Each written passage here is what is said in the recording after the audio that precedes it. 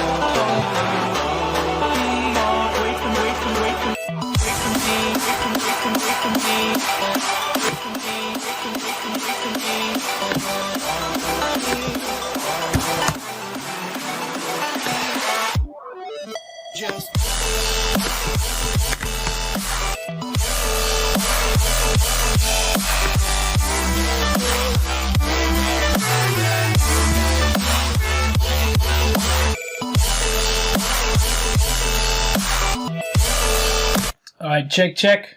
Checking the microphone levels.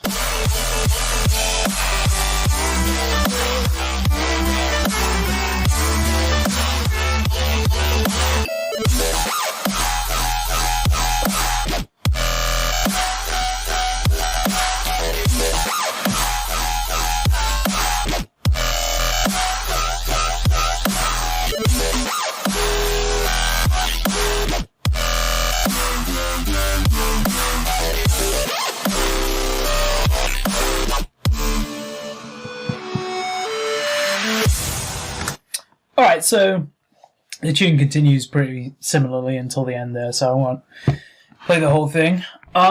Yeah, so already I've got a couple of kind of messages here. So as someone who uses Logic, I'd love to see you add in any Logic-specific production techniques. Yeah, so I'm not actually sure. Some of the things I do that are kind of Logic-specific, I would say just using the time stretch algorithms that you're not supposed to use can have kind of a cool effect sometimes. So let me take one of the basses in here and just give it a good old stretch out, like way too much.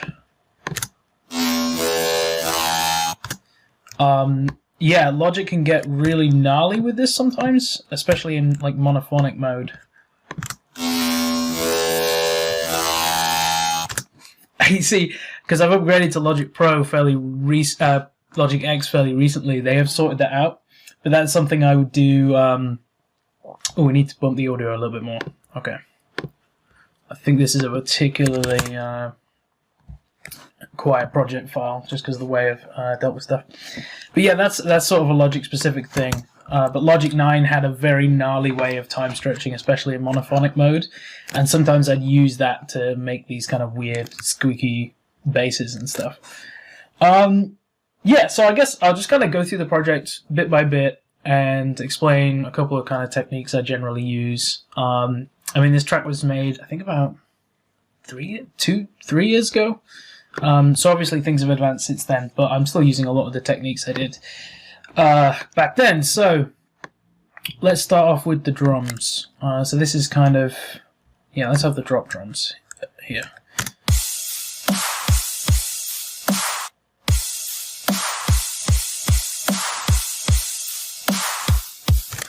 So obviously for this tune, the drums are really driving what the kind of original idea of the bass patterns were. Because obviously you have this repeating wait for me, wait for me. So that's kind of what's happening with these kicks and the crashes that go along with it. So if I play just the crashes,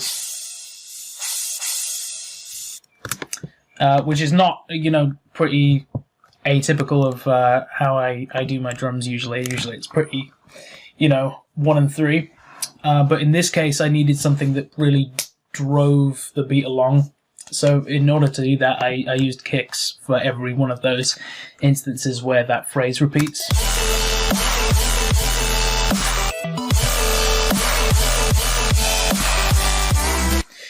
Yeah, but it still kind of maintains that kind of headbangery feel despite that, because, it's pretty heavily based on quarter notes. There's nothing too complicated. Most of the note changes in these basses are in quarter notes, like that. And we have these long sustained notes of the basses, but all we have is the kind of triplet groove of the vocals. Is kind of keeping it on that kind of swung feel. And that's really where the idea for the track started, was that wait for me thing. And I knew that I wanted a long, sustained kind of driving bass, and I knew I wanted it to kind of ramp up and change key into this kind of B section here.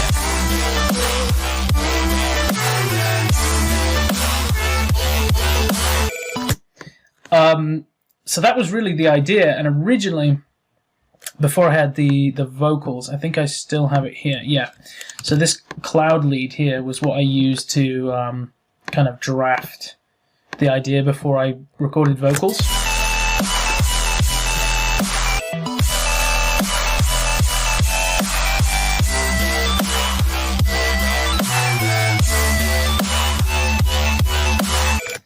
So I knew exactly what the melody was going to be. So it's just about kind of piecing it all together. And really, for this drop, those are the only main elements. We have the melody over the top in the form of these like high-pitched up vocals. And then we have the bass underneath, which is... where is it at? It's over here. And it's kind of just really the interplay of those with a drum beat keeping it going that is kind of the hook. But it was definitely something new that I hadn't tried before, having kind of vocals continue into a drop like that. And then occasionally you'll get what I've called xylenters, because they're kind of reminiscent of Xylent style. These kind of complexes that I've become kind of known for. I really like putting those in as just kind of little fills in between certain sections where I've got just like this quarter note that I need to fill in with something. You can create quite a nice, like, complex little motif within that. So if we look at what I've done here to create it, we have kind of a reverb tail there. We have usually some kind of square wave happens when I'm creating these, because I know what kind of notes I want to hit, and then I try and build that up with different textures to make it feel kind of complex and interesting. Yeah, so we've got what's basically just a pluck sound, I think, that's been pitched. And you can see that middle note there is just a little bit low passed to kind of create kind of a weak hit and a strong hit. And then with the square, that's really it. And then we have that reverb tail, which I believe will be from this note anyway, just to kind of accentuate that and give it a bit more width. Because generally when I'm creating these kind of complexes, that's what I call them, you want like very sudden shifts in both like timbre and notes, even octaves in some cases, and also in width to create that really like glitchy all over the place sound, and then altogether you've got a sound like that. And there's more later on in the track that I can dive into, but let me just check if we got any questions real quick. How do you make bass sounds melodic? This is the one thing I struggle with. Yeah, so let's see. There's kind of two different ways you can do it. You can take something already atonal and just kind of noisy, and you can either layer something on top of it that's more tonal, and we'll look at that a little bit more on the interdimensional breakdown, because that uses that technique a little bit more. Or you can build a bass from scratch that is, pretty heavy sounding but is fundamentally tonal. So in this case, for this tune, that's what we have. We have this long sustained note that is fundamentally very tonal.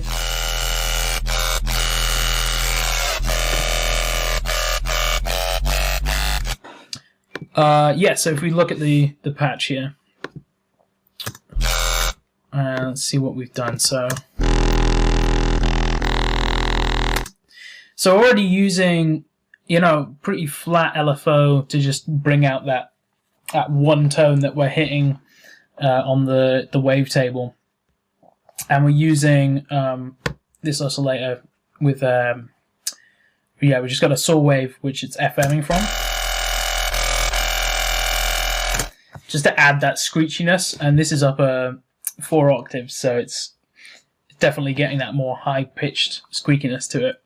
And then we're coloring that with a reverb filter, which I think has a tiny bit of movement for the start and end of the note.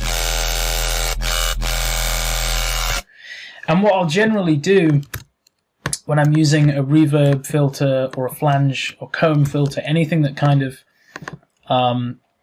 has those quite tonal, squeaky qualities, I'll look for sweet spots. Because the good thing about these kind of filters is you have these kind of high peaks and troughs, and if you get them into a certain position, there's positions where they line up with certain particularly resonant frequencies that you've already created with your oscillators, and they just make them peak even further, and that's where you get those really squeaky kind of screechy sounds. So you can see at different points during this moving around this cutoff knob, there's parts where it doesn't really, it just sounds a bit weak and uninteresting. So like there, it's just not kind of doing it for me. Then round there you have a lot more of a presence peak. And if you want an even kind of more drastic effect, you can bring up the resonance on that.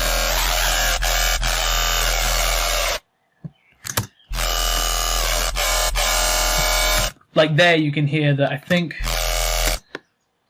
missed it. Oh, another handy thing, when you're kind of moving a knob like this in Serum, you can hold down Shift, and that'll allow you just a tiny bit more... finesse. Is finesse the word? A tiny bit more room to work with in terms of finding the exact pitch that you want to affect. Yeah, so really it's trial and error with these kind of filters. I mean, I could go for a flange filter as well, or let's try... yeah, let's do a flange filter, actually. Yeah, because you can see all of these big peaks and troughs start to come in, and you can really find those squeaky points.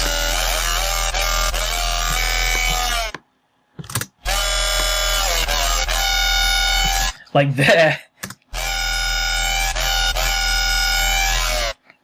That's really squeaking, which is good. Hey, we got our prophet in here. Atonal gang for life. Yeah, so... that's the kind of technique of starting with something tonal and just kind of pushing it and making it grittier without losing its tonality. I'll show you kind of the effect side of things. It's really simple. We just got a bit of the tube distortion, usual multiband compressor, which is effectively OTT, and then, usual dimension expander. So nothing mental on the effects. That's a pretty gnarly sound. I'm gonna add that to my. Okay, get ready for my my lovely basses folders here. We've got things like #lockdown and stuff, but I'm gonna add this to where's my wait for me basses? Monster D-Fire. There we go. We made a new bass today. That's good. Right, so let's continue. Right, so that's kind of my idea with those kind of long tonal basses. And then over here we have kind of a similarly tonal bass.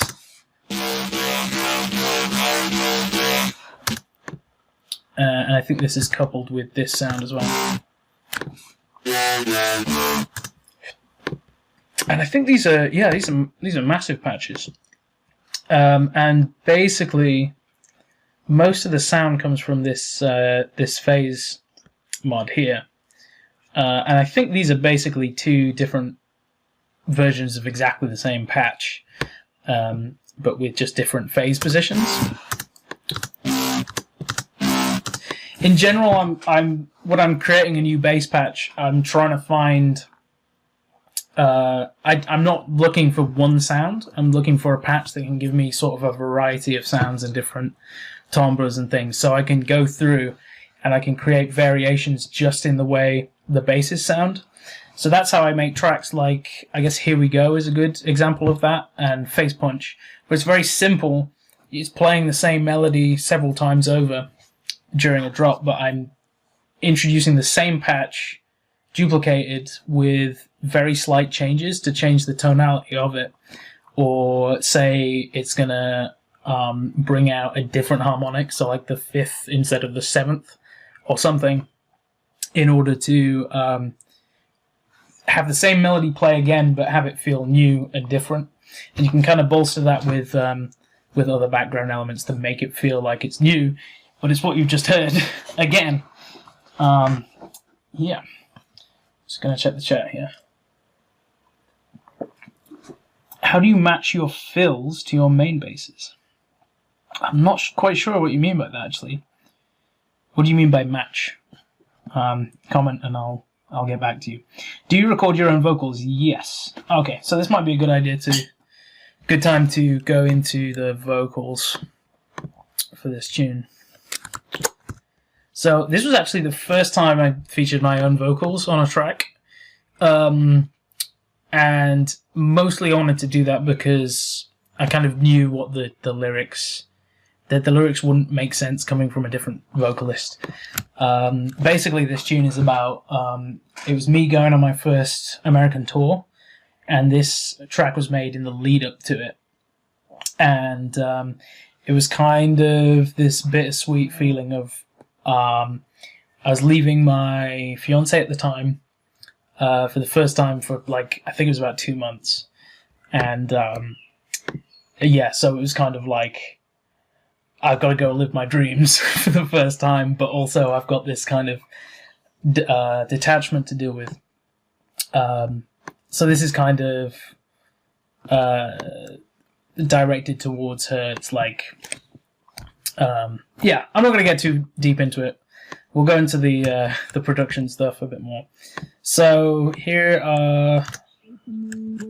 Oh, okay, those are the kind of build vocals. Let's go for the verse here, yeah.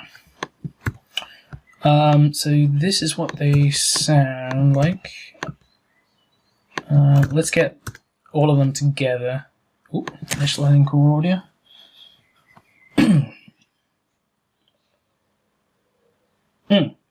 Can you go through layering with your basses and any background sounds you have in the background to fill it out?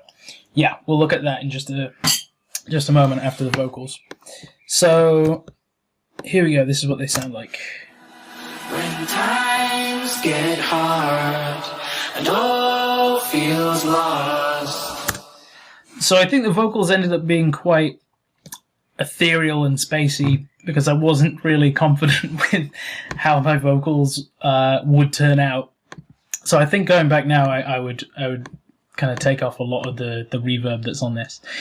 And it's very layered up as well. So let's go from scratch and kind of see what effects I put on. So this is, I think, because I recorded the vocals in a different project and I put them in here for kind of further processing, this has already affected a fair bit in terms of compression and I think a bit of pitch correction. When times get hard and all feels lost. So that's what it sounds like on its own. And to be honest, listening back now, it's not too bad with the pitch correction and everything. So I wouldn't have necessarily swamped it with nearly as much reverb. But on this occasion, I did. So we got Valhalla Vintage Verb, which is kind of my go-to reverb plugin. I think I downloaded this fairly shortly before recording the vocals, so I was kind of on a Valhalla hype at that point. When times get hard. So that's quite a lot of reverb. I'd probably take that down at this point. When times. And because I'm throwing on an OTT directly after that, which is obviously like a multiband compressor, that's going to bring up the quiet sections, so that's going to then bring up the reverb tails much more. But what that's good for is creating kind of a continuous wall of sound with vocals. If you apply reverb and then OTT, you'll notice that these gaps that the sound just continues a fair bunch and keeps it kind of filled out. All feels lost. Know that I am here for you.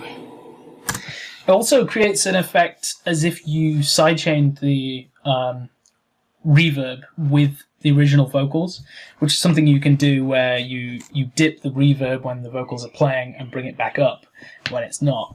But it's kind of an audio illusion in this case, because really what you're getting is more compression on these sections and less on the gaps, and so therefore it feels like it's being sidechained.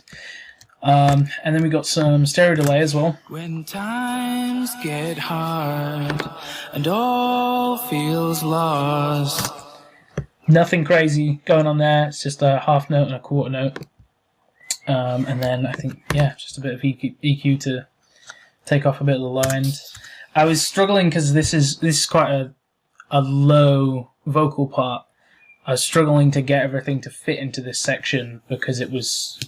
I feel like it's generally easier to work with higher vocal pitch. That's why I like working with female vocals a lot, because that's more the register that you would expect a lead to go or whatever, kind of higher up here within this range.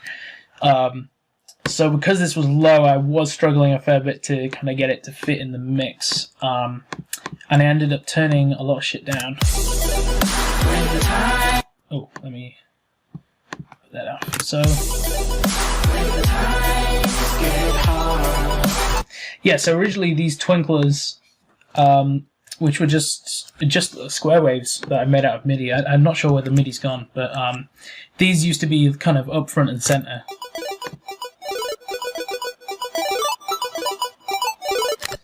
Those had to come down a lot to make space for the vocal, because originally I think they were up here.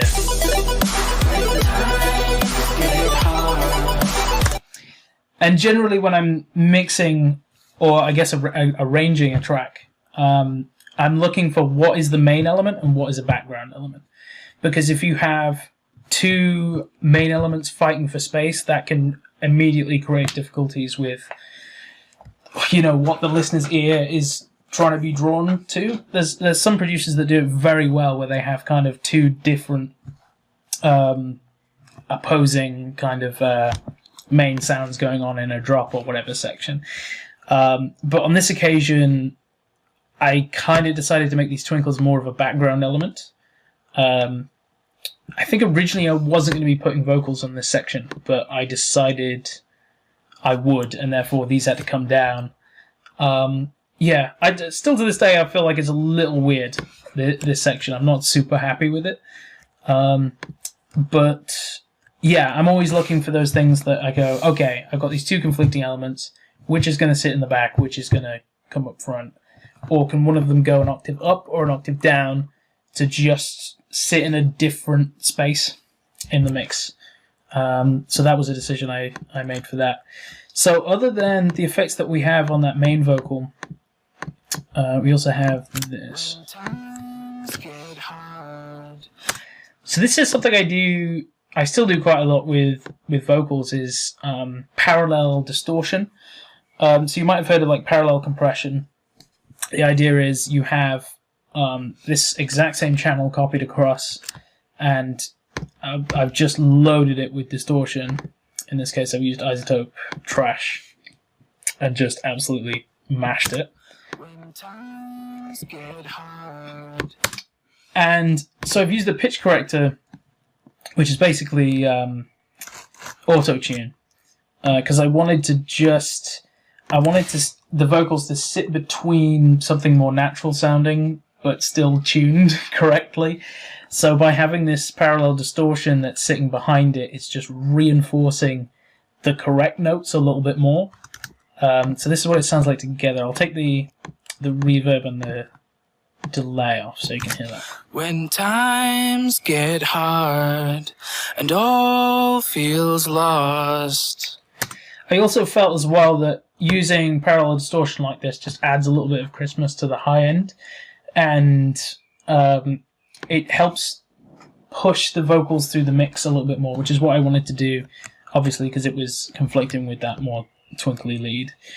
And then we have what appears to be a high pitch version. When times get hard. I think this was already bounced from the original vocal recording project. Basically just, I think an octave up, probably with some kind of vocal transformer, just to thicken it up, and also to bring the vocals feeling more like they're kind of higher up in the frequency range for the arrangement, because I was fighting with them being kind of pretty low frequency. When times get hard. And that kind of makes more sense once you bring in the reverb and delay. When times get hard and all feels lost. There we go. So we have here kind of reverse reverb to fill in those gaps between phrases a little bit more. So in order to make something like that, you've probably done this before, but just in case, I'll kind of run through it a little bit, because it is a handy sort of technique to have. What am I doing? Here we go. So we're bouncing this first section. This is what we want the reverse reverb to come into. When times. So we've got that little phrase. We're gonna reverse it and then load this with reverb. Kind of quite a nice long reverb, all the way wet, so we just get the reverberated signal. So you get that kind of weird reverse vocal effect there. Export that to a new channel, and then you re-reverse it so it's facing the right way, but the reverb tail is happening beforehand. So, and then we line this up so it kind of, it just lines up with the original phrase, and you should get this. When times get hard. And then generally what I'll do is, as soon as the vocal comes in, I'll start fading it out. So you have that effect. When times get hard. There you go. That's what I do. I usually do that just for those little kind of gaps I need to fill in between sections of vocals. But yeah, I'd probably, again, this was kind of me being not so confident in my vocals, so I was kind of swamping it in a lot of reverb and these effects to cover up, what I thought was not great vocals. So I might be tempted to kind of take those out if I was like remixing this. And then we have. When times get hard. Those are just retakes of the same lines, and I've panned them left and right, hard left and right to give it a bit of width. And altogether you have In fact, yeah, you can see these are the backing vocals here. Panned left and right there, and because they're different takes, they're going to very easily kind of sit to the left and right of your main vocal. All together. When times get hard. Yeah, so that's kind of a general overview of how I deal with vocals. So yeah, the next thing was going to be background elements. But let me see if there's any other questions I can kind of cover right now. Let's see. Can you walk through your master chain? Yes. Yeah, I can do that a bit at the end. I might have to find a mastering project that will work for that isn't like super unreleased. How do you mute and unmute the audio items in Logic? Oh, specific regions. I'm just hitting M, and that just mutes that specific region instead of the entire channel like that. You can also hit S, and it solos just that region as well. Yeah. Oh, we have a follow-up about the matching fills. How to match your fills to your main basses. I mean the different synths you use, as in your main bass synth and the fills synths sound-wise. My fills sound out of place compared to the main basses. Oh, I see. Okay, so I think that's referring to sort of that complexer I just went into versus the main bass. Generally, what I'm trying to do for anything I consider a main element of the drop is I'm trying to have it feel like it's in the same space and frequency spectrum and that sort of thing. Yeah, so they have the same frequency content. So if you're finding that your fills feels out of place, then it could be that they're wider than your main basses, or less bright, or too bright, or whatever. And generally, you're trying to match as if you're putting them into the same sort of realm. So that's generally what I'm trying to do. If you don't mind, could you walk us through your process of making synths and patches that are really good for melodies and ambiances? Ones that really suit bright, wholesome sounding tracks, maybe like Mighty's. Yeah, I could go through a bit of sort of how to make those kind of twinkly sounds and things, definitely. So, okay, before that, let's do the background elements. So for this track, I seem to remember it's pretty basic in terms of background elements. I think it's basically this channel.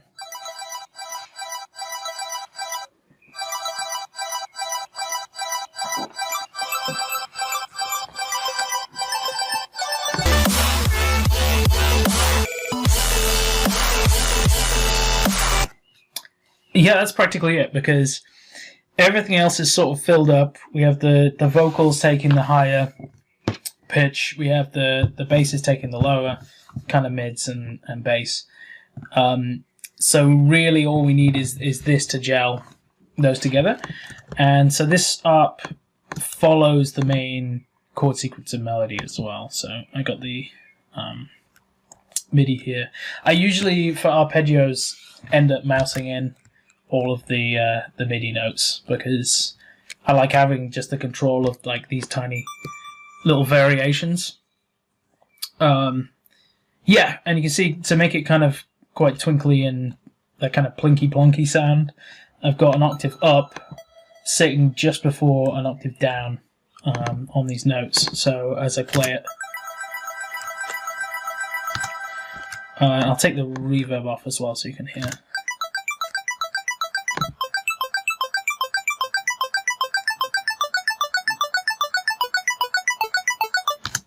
Yeah, so I like being able to go in here with the MIDI and just pick out, instead of just copying the chords MIDI, put these tiny little different harmonic flourishes into these different sections to make it kind of just more harmonically interesting in general.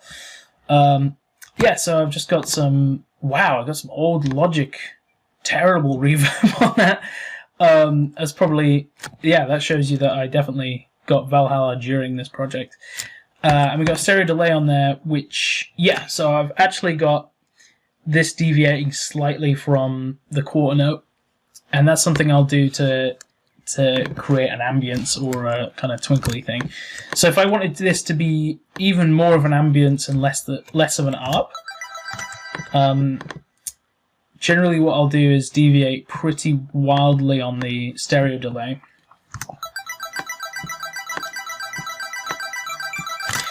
Bring the left and right channel up so you're not getting a very strong sense of melody and more of, just that kind of washed out twinkly sound.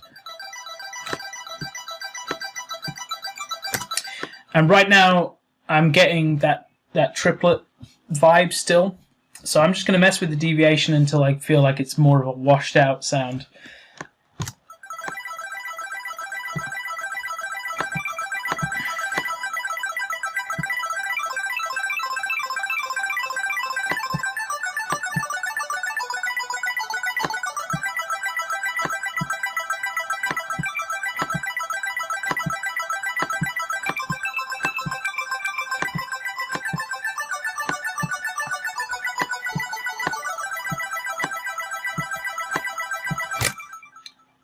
Okay, so that's sounding pretty twinkly.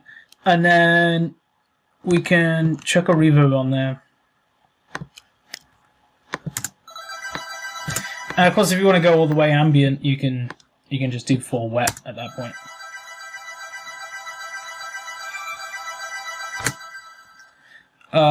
Yeah, but I like to keep a little bit of the dry signal in. So, yeah, what I've started doing as well, just to create a little bit more interest on the background elements, I'll chuck a serum effects on here and use the phaser.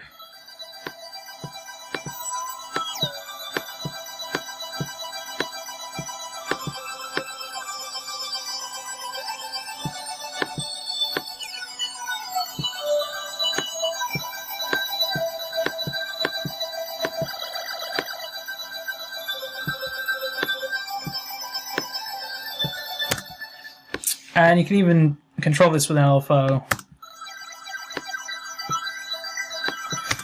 I do quite a long LFO curve just to keep this phaser moving and rotating.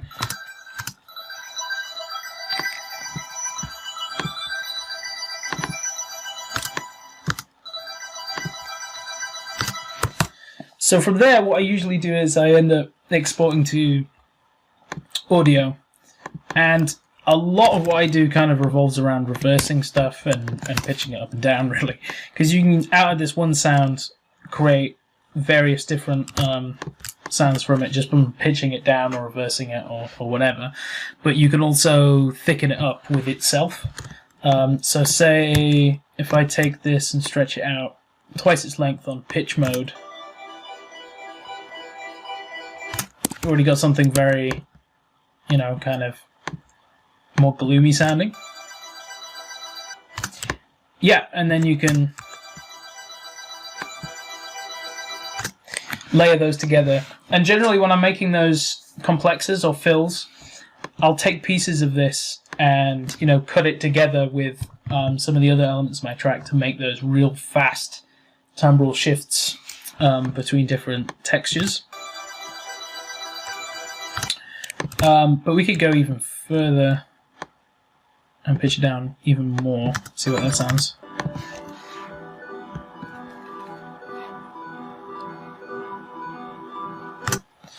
Yeah, because you can get some really cool sounds just from messing around with that, and we can reverse it as well. I guess I'll have to export it. Yeah, and you can layer a reversed version of the same patch on top.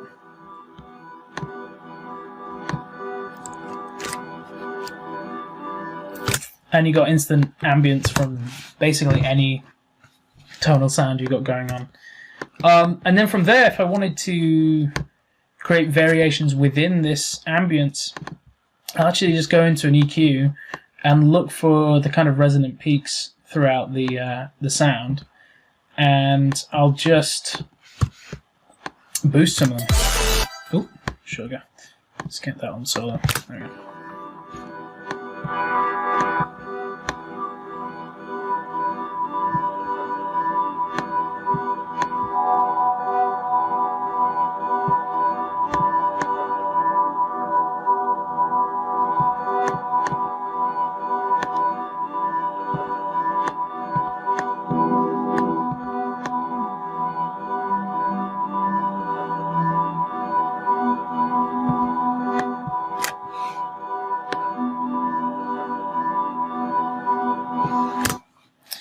Yeah, so I really like just messing around with that because you can sculpt it a little bit more to whatever notes or harmonics you want to bring out in the background. Or you can kind of make different copies of this and put spikes in different places to create further timbral differences for those complexes. That's what I end up doing quite a lot, or like just cutting the high end on some of it as well.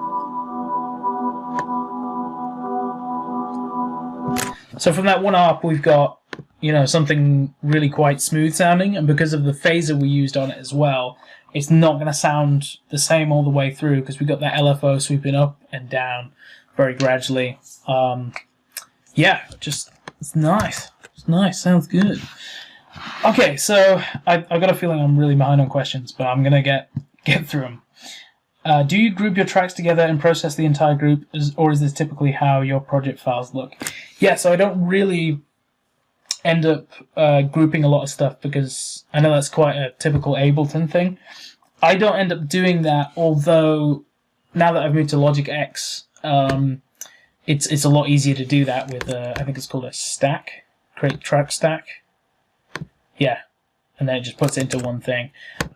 Usually I don't do that so much. I usually just go. I like to see everything all together. But yeah, it doesn't really matter how you end up doing it. What's the number one game changer for you that makes a difference every time you sit down for a day's worth of work?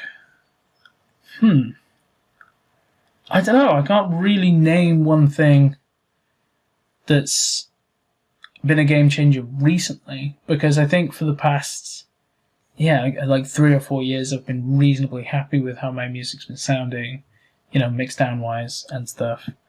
So I'm not sure. I'm sorry, I can't answer the question. How are you making your twinkles, or is it just a sample? Hopefully I just answered that. Do you add reverb or delay to your main drop basses, or do you keep them dry and add that stuff to your background sounds? See, it totally depends. If I feel like my basses aren't sounding just too dry and electronic, I'll put a little bit of kind of room reverb on. I think Face Munch is a good example of that, where those kind of main wobble sounds ended up with some room reverb on. But it depends. Usually, it totally depends. It depends on how many background elements I'm wanting to have in, or if I want the main bass to be like the only thing there, then I might put some reverb on. Okay, how fast do you typically try to complete a track?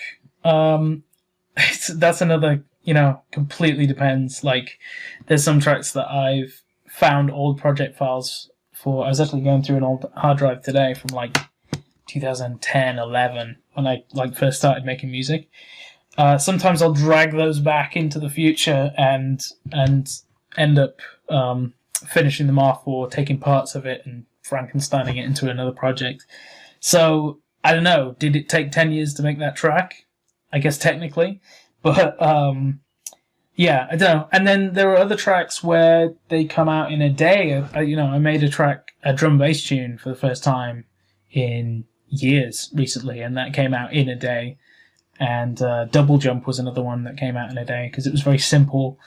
I already knew what I wanted to do going in, and kind of before I knew it was finished. Cool. Can you play the full drop, please? Sure thing. Yeah, sorry if you've joined more recently and need some context for this. Let me just make sure I haven't muted anything.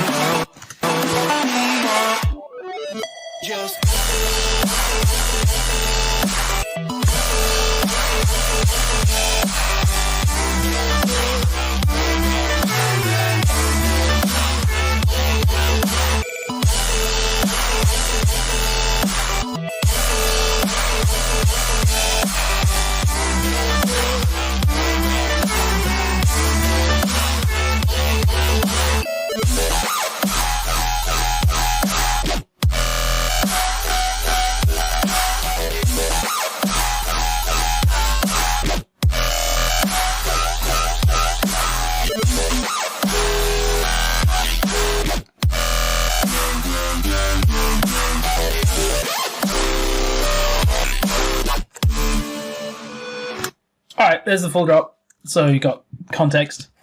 I guess I should kind of go into some of these B-section sounds a little bit more, because there's a bunch of them. And hopefully I've got... Yeah, see, issue is I do a lot of bouncing down, especially in the early days, because this was a Logic 9 project, so I've bounced down a lot of the basses here. But I'll tell you what I can do. I end up saving all of my Serum basses to a folder with the name of the track, so I can just go through some of those sounds. Let's see. Wait for me basses. Retro donk. Okay. Yeah, so a lot of the sounds in this track was kind of me discovering the power of the flange filter in Serum. So that became a very typical kind of chime sound very quickly, because I hadn't heard anyone sort of doing that sort of thing with these kind of stepped LFOs. Yeah, so yeah, this is, I mean, it's pretty simple. Like, yeah, so really a lot of this sound comes from this retro speaking waveform. Quite a nice buzzy waveform, and this is just on the vowel section of Serum. Sam Serum and Sam Speaks are also ones I use a fair bit around this time. But for those, yeah, these really tonal kind of screechy sounds, generally I'm looking for a waveform that's giving me, you know, a nice fair bit of high frequency content, and is maintaining that root note at any position. But you can see as these steps play out, you know, they're changing the harmonics, but they're not changing the root note a bunch, which is kind of what I'm looking for. And then really, it's just throwing a flange filter on, and I've got this LFO also controlling the cutoff here, but it's only moving a tiny bit, and it's creating a massive tonal difference between each of these steps.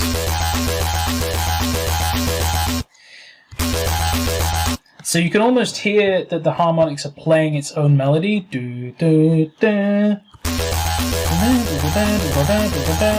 Yeah, so in a way this is creating its own mini melody within the same bass patch, and I'm a big fan of doing that, and it keeps the tonality in something that's pretty gritty. So again, it's just kind of finding sweet spots.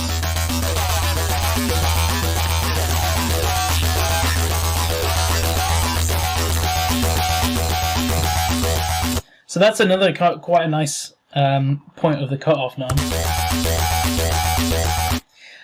So obviously this is the note that I like here because it's really screeching. But what I'll do is I'll go in here on the steps and actually change, you know, at which point the cutoff is kind of being controlled. And it also controls the wavetable position. So as you change these steps, it changes kind of everything tonally about the sound.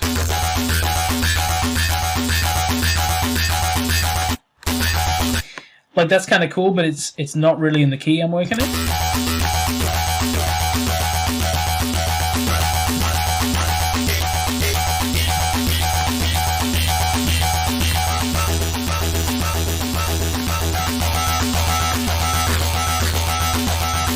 And of course, you don't have to do the steps as well. You can do any old LFO shape in here.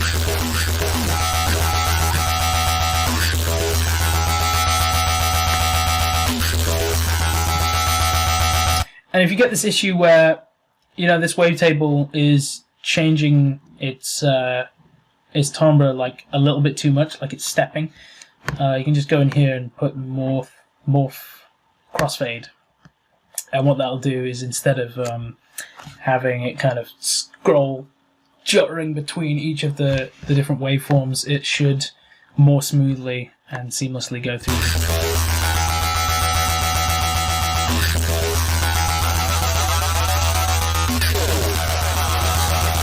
You can see why I like this patch a lot. Yeah, but that's kind of the foundation for a lot of these sounds on this drop. let's see what else we got. Retro screech. So I think this is, yeah, we've got more of a kind of ramp here for the LFO, but it's exactly the same patch, just in a different position.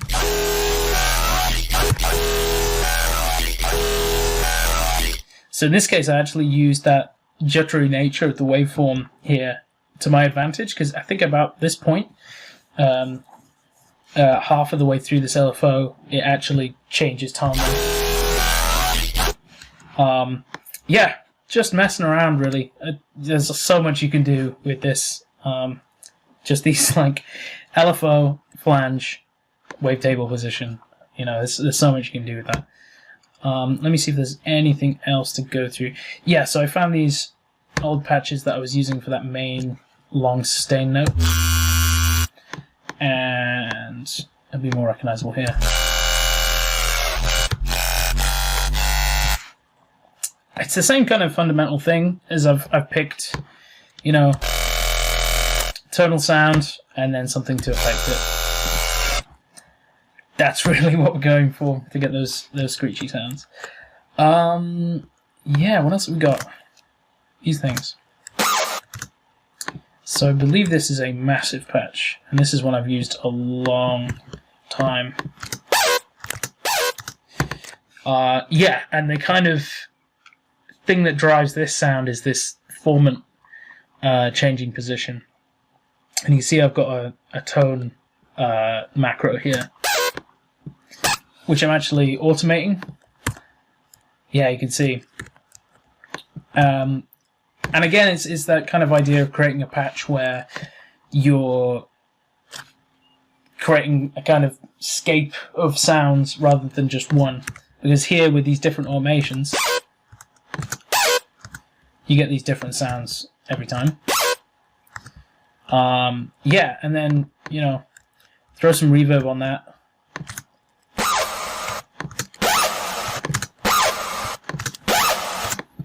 And you get those kind of big, screechy, kind of flippy sounds. Yeah.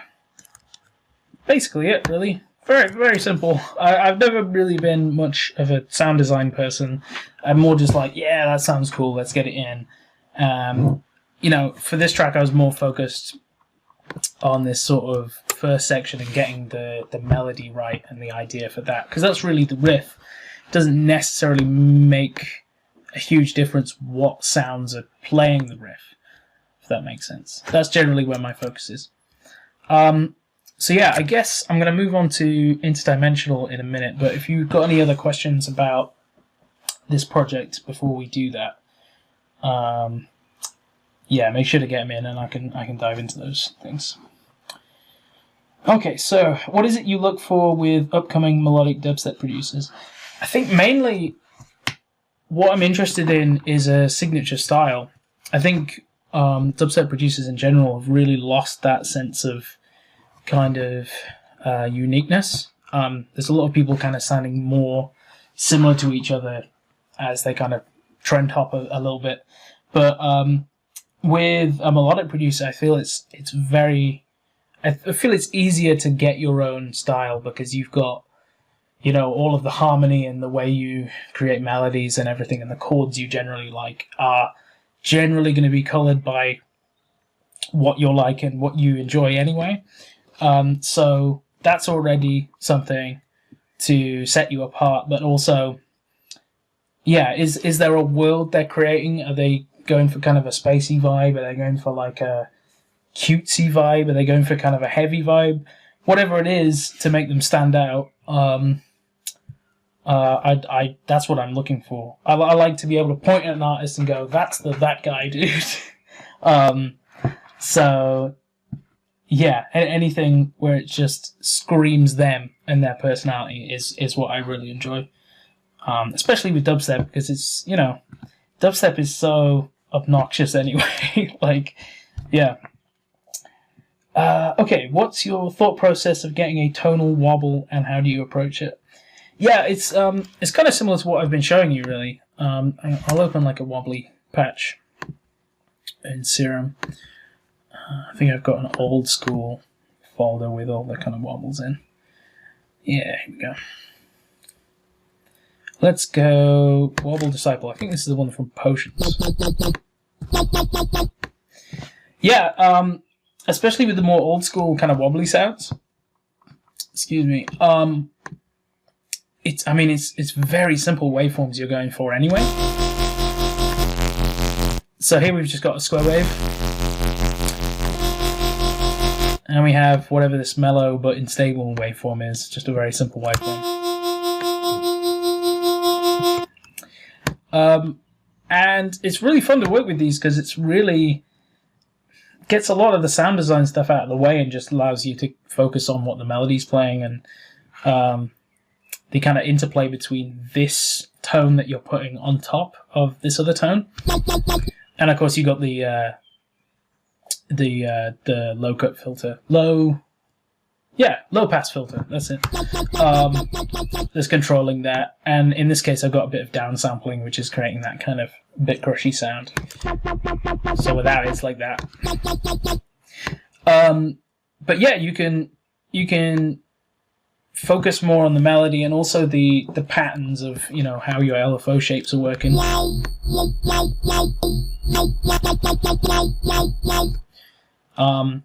Yeah, and I like also messing with the kind of semitone that this tone sits on.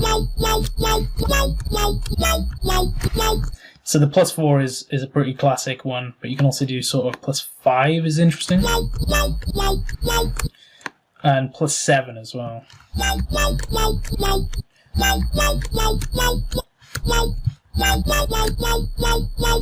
If you want to sound like Oliver, that's what you're going for usually.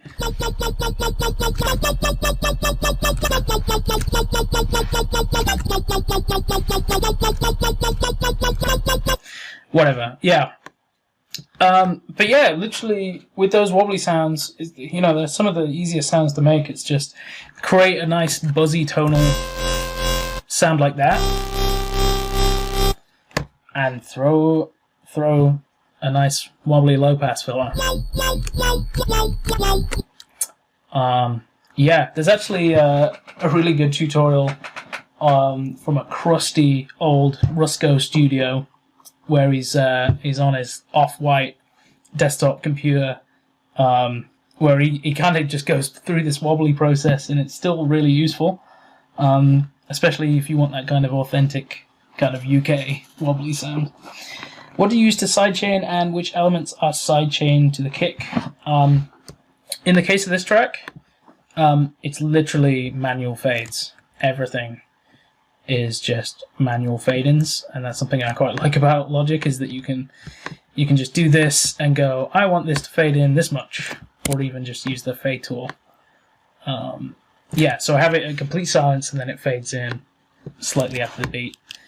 And it can be pretty painstaking, but you know, you can do all your chops, and then you can apply that all at once like that, and then do that, and you've got something sidechained basically.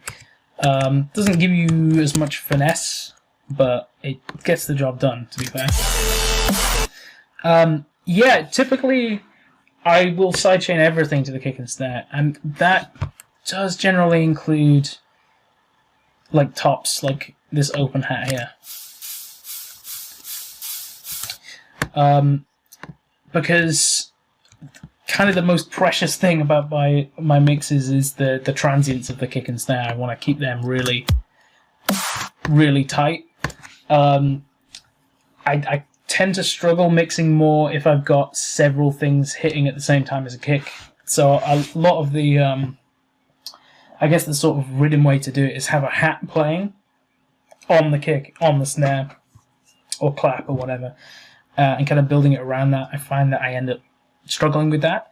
So usually I'll just focus on the click of the transient on the kick and snare being that main focus, and not have anything else interfering. So everything sidechains to the kick and snare if I play this. The only thing that we'll get through is kind of these crashes that are already have kind of a bit of sidechaining to them at the start there.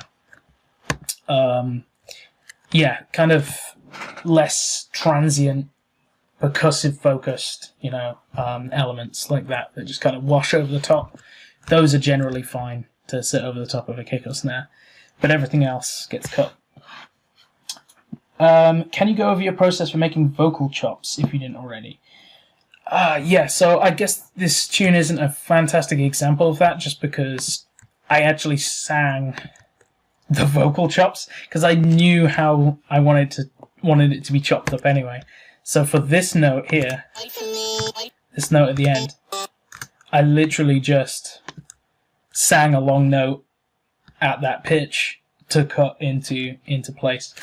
But vocal chops, generally, I like to try and let a lot of happy accidents happen. So I'll work with audio usually and just chop stuff up and see what works, see what notes certain bits are hitting. If I go, ooh, it sounds like I can make a bit of a melody out of that, I can pitch up and down as I go, or take one single chop and make a melody out of that, and then piece that in together with other vocal chops. It's kind of several different ways you can do it, but generally I'm trying to make either a melody or a kind of background element with vocal chops. What was that wavetable named Smash Brothers? Oh, I did a Smash Brothers remix, so it's probably a bass from that. Doesn't pitching up the semitones in Serum change the note you're playing? Yes. So in that case that I was showing you, I don't know where it's gone now, with that wobbly sound. Where the hell has it gone? Here it is.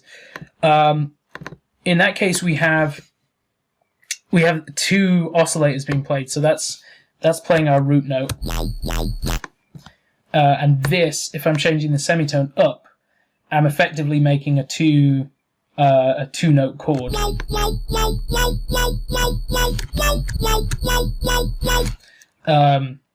Yeah, because that's playing into one of the harmonics of the root note. So yes, it does change the pitch, but if this root note remains the same on 0 semitones, then you're still going to be in key with what you're playing effectively. Yeah. Wow, manually fade everything. Yes. I mean, I do use Volume Shaper, but Logic's a pain in the ass, and I can't figure out how to get it to sync to my MIDI. So I only use Volume Shaper when it's literally 1 and 3, and I use this curve on it. Yeah. Can we get an insight to your drum grooves, please, and how to keep it dancey? Yeah, so in the case of this tune, it's not necessarily a great example because it's pretty just, quarter note based. And I think generally with my tunes, I don't necessarily use, in my dubstep tracks, I don't use the drums too much to create the groove. It's more the elements in between the kicks and snares that are creating the groove. So it could be a bass pattern, or it could be, whatever is my main kind of mid-range focus is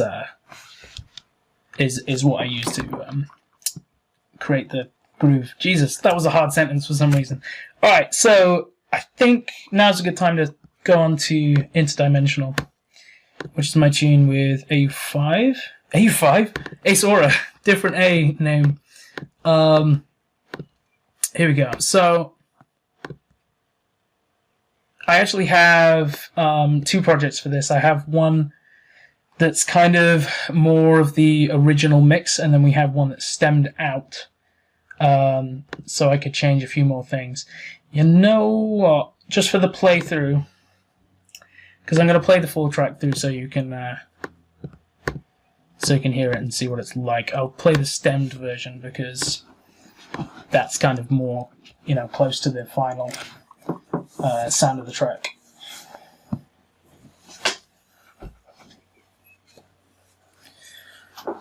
Okay. So while I play this, I'm actually going to go to the toilet real quick. I will be back very shortly. Hopefully I won't take longer than 3 minutes 20. I'll be back very shortly.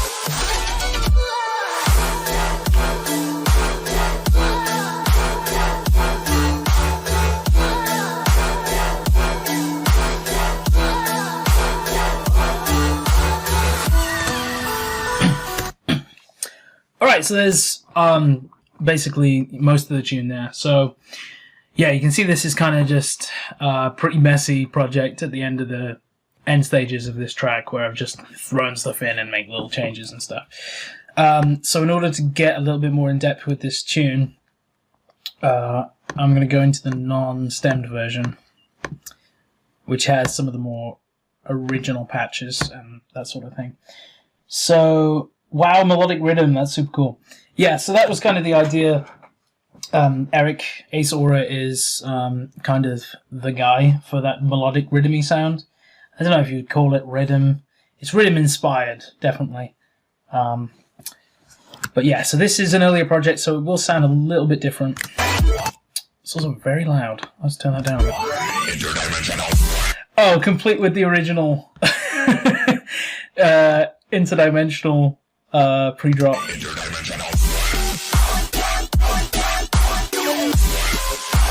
Fairly similar to how it finally came out. But I will warn you, a lot of these sounds are from Eric, so I don't have the kind of serum patches or any of the insight of how he made them, so you'll have to ask him for some of these. But I'll go through a few things in this tune, definitely. Okay, how do you focus on filling the spectrum without it sounding bogged down by too many sounds and sounding muddy? Yeah, so I'll kind of talk about a technique I use for mixing. I think it's just called the box. I can't remember exactly where I picked it up. But the idea is that you think about your track existing in a 3D space. And so obviously with a 3D space, I guess it's in front of, or you're in the room as the listener. So with a 3D space, you have all these different directions. So you have up and down, which is represented by pitch. So low pitch sounds are low to the floor, and your very highest pitch sounds are right up at the top by the ceiling. Then you have your stereo field, which is obviously your left and right, which could be panning, it could be dimension expander, it could be reverb, that sort of thing. And then you also have depth into the room, which is kind of a more trickier concept to grasp, because in order to get something to feel deeper and further back in the room, it's really stuff like reverb you need to use, but also you need to lower some of the high frequencies to kind of make these elements feel less present. Because if you think about how sound works in the real world, you know, if I click my fingers, that's quite a high frequency sound we're getting from that. And the highest frequencies dissipate a lot faster in air than lower frequencies, which is the reason why, you know, if you're outside a club, you can hear the low frequencies because they're big enough to travel further through air and also travel through, you know, solid objects and things like that. So, but you wouldn't hear any of the high frequencies until you're standing right by the speaker. So, I mean, you can try this for yourself. You'd look a bit interesting, but if you click kind of further away from your ear, and if you click closer, you'll start to appreciate the difference in the quality of that sound and what makes it feel further away. So what makes it feel further away is a greater dissipation of high frequencies, And in order to create that effect within your mix, all you got to do is a cheeky high shelf. Cheeky high shelf like that, or even a high cut. And also you hear more of the sounds effect on the room that you're in. So obviously you can, add reverb, and the kind of wetter, the more of the reverb you're applying to it, the further back it will feel and the less, very present it will be. So that's... Oh, Eric's just joined. Asora. Cool. That's really good, because I'm about to go into interdimensional, and if people have questions about your sounds, they can ask, and you can you can reply in the comments. So what I was talking about, the box. Generally, so the original question was, how do you focus on filling the audio spectrum without it sounding too bogged down by too many sounds and sounding muddy? So generally, I've kind of talked about this a little bit earlier, where I'm always looking for what is the main focus that the listener should be hearing. It could be a melody line, a lead sound, or a bass, or whatever. So generally for dubstep, I want the kick and the snare to be up front all the time. And that's kind of why we end up sideshading, is because you're removing everything from that room while a kick plays, removing everything from that room when a snare plays, and it comes straight back in to fill the space. And that way you can make the kick and snare as punchy and thick and, take up as much of the mix as you want, because everything else ducks out of the way and it has nothing else to interfere with it. But in terms of, a general drop, you're going for your basses up front and center as well. Generally, I like my basses to be fairly central. I know some people have them like really left and right, really, really wide. But generally, I do like that kind of more central feel with just a tiny bit of width. So it's kind of creating that sort of field of vision in your box. And then at the edges, the left and right, that's where I generally put more of my ambiences, or like chants, or anything else I'm putting on the offbeat is going to sit there and kind of surround that main element. And the other thing is, if you have two main sounds, generally, you want to pick one to put more towards the back of the room, one towards the front. Or what you can do is you can change the octave of one of them. So instead of having these two elements fighting for this one space in the room, you can go, actually, let's go an octave up, or 2 octaves up with this vocal, and it ends up sitting like that, and it ends up being a lot more powerful than if you have this kind of jumbled mess in the middle. So I found that visualizing my mixes like that makes it very easy to make decisions about what I want to be more prominent and what I want to take the background. And another way I've heard that being done is kind of with rhythmy tunes, where you have kind of a main pulsing quarter note bass in the middle, and more stuff going on, more rhythmically interesting stuff going on kind of in the wider spectrum, or the other way around. I've heard, the main stuff going on in the center, and then you've got like a yum, yum, yum, yum going on in the left and right. So, yeah, generally, if you make sure everything has its own space at all times, but feels like it's within the same space, that is what a good mix is to me. So hopefully that answers your questions. When you're writing your melodies for your drops, what octave range do you write the main layer, and what frequency range do you look for it to be? It completely depends, really. Again, it depends if I'm writing a melody over the top of something that's already been laid down. So if I've got chords, they're generally going to be lower than a melody that I'm playing. So it depends. Basically, an octave or 2 up from whatever I've already put down. And then there's people asking Eric questions. Brilliant. Cool, so let's go into this track a little bit. This tune began I believe it began with this section, with Eric sending me this.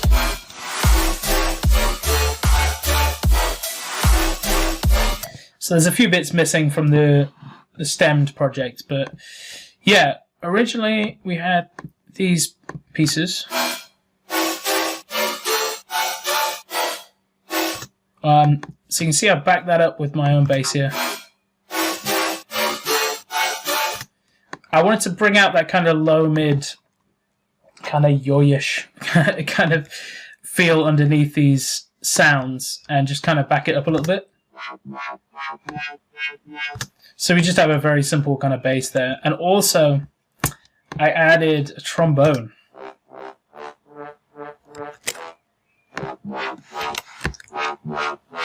Because I felt like it was those low mids that needed a lot of bolstering, especially with, this sound didn't have too much going on down here. Started to kick in kind of above 200 hertz, so I wanted this 100 hertz to 200 hertz gap kind of filling and bolstering a little bit. So obviously we have that as our kind of baseline.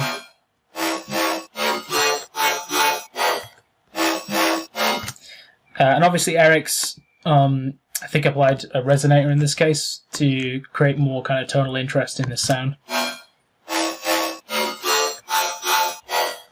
So each of those notes are, just kind of bringing out a different tone from the original sound. And then we have the lead over the top. That's another one of Ace Auras. But also what we've got bolstering this is this bass ambience. Which, if I remember correctly, is just a sample from Splice. And that's just playing the same set of notes, kind of in the root notes of our key, which is E. And there's a few harmonics in there that are going to generally fit with whatever else we play on top of it. So that backs that up a little bit.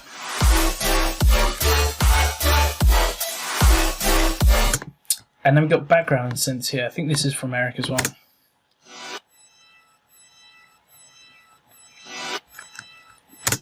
Yeah, so we've got these reverse sections that are just filling in those gaps. Eventually we did end up filling those with some other kind of little basses. And we've got this twinkly business going on that's just filling the gaps in between these quarter note stabs. But I think I heard, beep time. This is just one of my sounds. I think it's literally just square wave. With a very roomy reverb. Yeah, so we got room, decay all the way down, size all the way down, and almost 100% wet. So this was my idea of, this is what I was talking about creating a background layer that sits around what we've already got. I knew I wanted something to pulse on the offbeat, but I didn't want it to interrupt anything else that was going on during that offbeat. So in order to do that, I created a kind of mega wide effect with this beep just by going almost 100% wet on this room verb. So you have that super wide effect, and that just sits at the back there without getting in the way of everything else.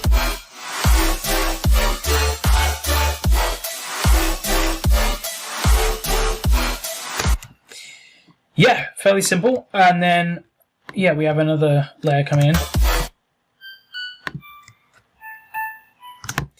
Yeah, so I think this was mimicking what was already there. Yeah, so Eric put on an extra harmony over this this lead synth. And I just wanted to bring that out just a little bit more, so I laid my own lead there.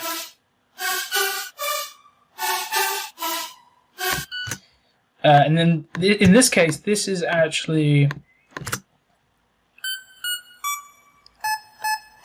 I think it's actually... Yeah, it's changed to a different sound font. But this is one of those general MIDI sound fonts that Porter Robinson used in Sad Machine, I think. And it's also one that I have a lot of nostalgia connected to. Let me see if I can find it. I think it's called Brightness. I think I played Rayman Advance, had this in, but a bunch of games during this time. I think it's gone and... Oh, there we go. There we go.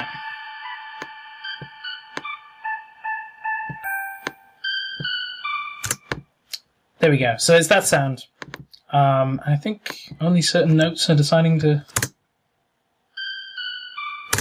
I don't know. But yeah, I use that to just bolster that harmony there.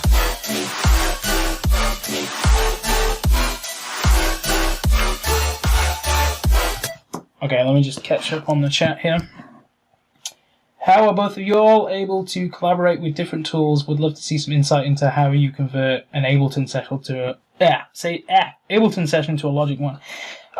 Yeah, so since I'm on Logic and not a lot of producers end up using Logic, it's mostly Ableton for the most part and FL, I've found. But yeah, I'm very used to using stems for collabs. So, you know, if I was exporting stems for this track, I'd go, you know, kick, that's a stem. I'd kind of put together all of these snares and claps and things, and that's another stem. Basically anything that doesn't sit on top of each other, and, you know, I could probably do all of the tops together here into one stem. Yeah, just so you've got the kind of main elements, and you just pass those back and forth. Which I know some producers are absolutely against using stems because they just can't be bothered to export them out. But I actually much prefer using them because when I've worked with people before that have used Logic and I've received their project files, they work so differently. Like, for example, I don't use buses or sends or anything like that. That just puts audio in a new realm that I can't keep track of as far as I'm concerned. I like everything being on the exact channel it's supposed to be. So, you know, other people's project files might end up being very strange and weird, or they might put stuff in a different place, or they might not name their tracks or whatever. So I like just getting stems, and no matter how messy they are, you can put them in your project and just sort them out how you work and kind of get on with adding your own sections in. So just bouncing everywhere after each little session you have. Yes, pretty much. I found that usually during a collab, someone will end up with kind of the master project, and usually whoever's got the best kind of eventual mix down, or, you know, whoever's happy to spend more time on it or whatever. But it depends. It could just be more convenient for someone to hold on to the main project because they already have all the bits there, and then the other person could just send, oh, could you add this at 15 seconds or whatever. Yeah, let's see what else we got. How did the collab come about? Like, which one sent the initial idea, if that was the inception? Yeah, so for this one, Eric sent me, I think it was basically this section. I think there was a fairly different drop for this section, and then it went into this bit, and this bit was what really kind of enticed me into working on this tune.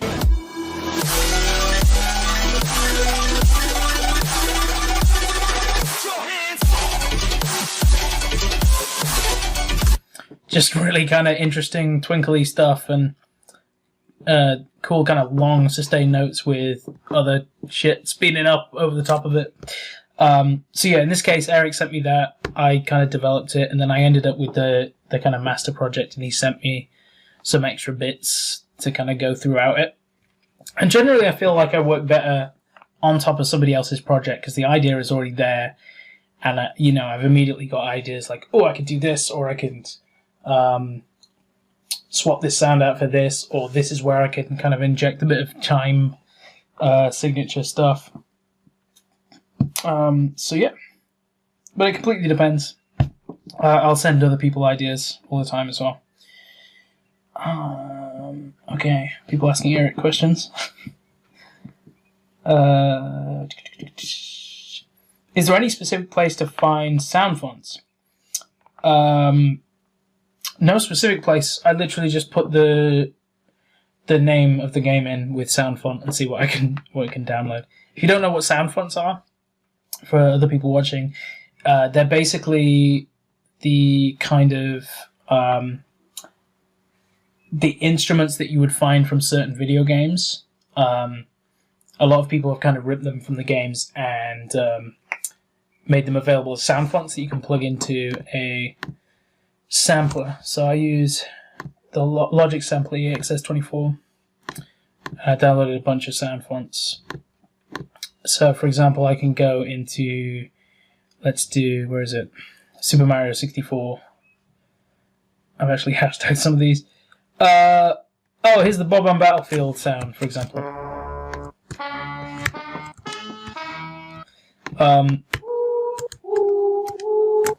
Yeah, and you'll find that a lot of these are actually compiled from General MIDI, which is these kind of sounds that were already pre-programmed into some of the consoles. For example, this is the N64, so, some of these, you find similar sounds occurring, or similar instruments being used across different N64 games.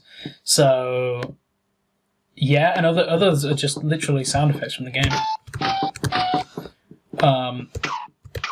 And I really like kind of making creative uses of those, and just completely, changing it.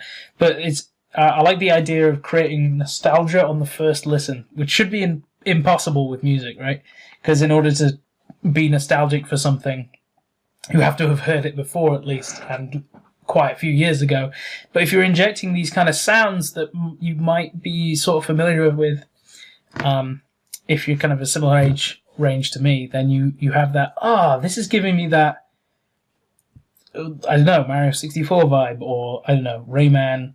Warrior Land 4 is one of my favourite sound fonts, because it's just crazy, and obviously this hasn't been organised very well, it's literally just dumped in. But let's see if we get anything good. This is a weird piece of vocal. Yeah, and it just gives you another option for lead sounds, because I don't tend to make a lot of my own synth lead sounds. I usually go for sound fonts or allow kind of the harmonics of my basses to be, the main melodies for a lot of my tunes, or a vocal or whatever else. But when I want a lead, I'll typically go for, pretty traditional instruments like a piano, or, Eric's favourite, the marimba, or xylophone, or chimey stuff in general, because that's my name. But when I don't go for those, it's a sound font that I'm sort of looking for, or I can mix that in, layer that over a piano or whatever to just add a little bit of kind of nostalgic flavour to it. Yeah. Also, Chime, did you get a new computer? No. This is still my 2012 MacBook Pro. But in, I think, 6 days' time, I'm getting a new laptop, finally, which is going to be amazing. And it will make streaming like this a lot easier. Okay, let's see. Care to share how you found your passion for music? Yeah, so gradually and sort of weirdly, I would say. I think my sister was watching sort of one of those music channels where they just go through what's in the charts. And there was Omen by The Prodigy came on. I was like, hell yeah, what the hell is this? And then I realised they were the same guys who made Smack My Bitch Up. And I was like, that's cool. And I sort of went, I kind of feel like I want to listen to that stuff. Because I really didn't listen to any music until about that point. I started getting into Prodigy, Pendulum, kind of went into drum and bass from there. But really the only music I experienced for my entire childhood was just video game music until about the age of 14 or whatever. So I kind of thought I wasn't interested in music, but really, all these video game themes were soaking into my head, and that still kind of deeply influences kind of the melodies that I end up making, and the chords that I like, and the general sounds that go into my music. So basically, every track I make has some kind of video game reference in it.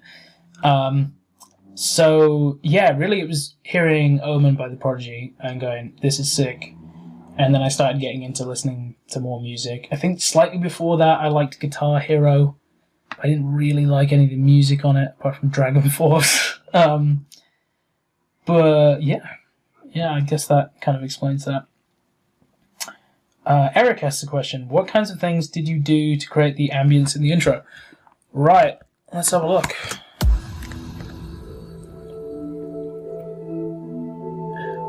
Okay.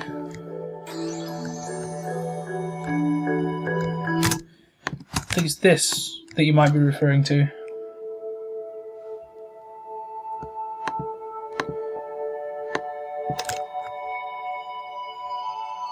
I think I know what this is. Okay. I think it's this sound. Which is that mine or yours? I'm not sure. I think it's mine, right? I think it came from this. Yes! Okay. So, I think the MIDI is gone for whatever reason. Basically, square waves again. I'm Mr. Square Waves. Just a kind of a flurry of notes in a square wave. Is there really no MIDI for this? Damn it, it's a cool sound. Yeah. And it sounds like a lot of room reverb on there. I must have just got rid of the original channel or something. But yeah, then we've got that, and that's reversed here. Because I was really going for that, because I think we decided on the interdimensional name, or I did, at some point through this, and I was really going for that kind of spacey, otherworldly sounds you would never hear in real life kind of thing. So I made that sound, and then I stretched it out like this.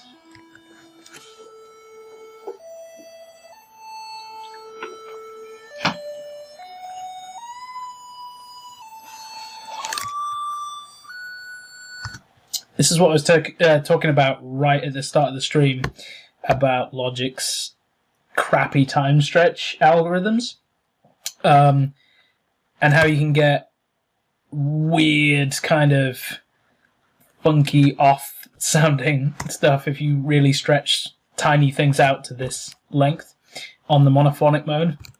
So you get these interesting... Because like the original sound, because it has reverb on it, that creates... You know, it's trying to figure out what note it's supposed to be playing at different points, but the reverb kind of messes that up, and you end up with this weird sort of pitch warpy business going on. Like there.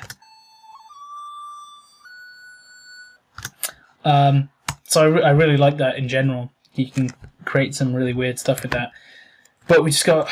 yeah, I kind of made it more central because it was quite a wide sound.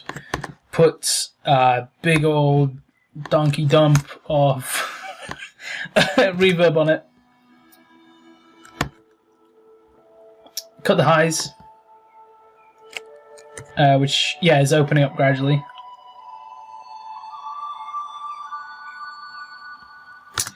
And did I end up using this?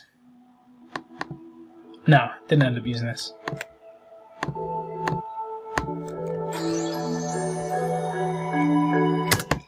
So that's that sound. What else have we got in the intro here, though? Let's see. We've got the traditional Ace Aura Marimba there. And I've just got that going from all the way wet, gradually automating down to dry. And also, I think...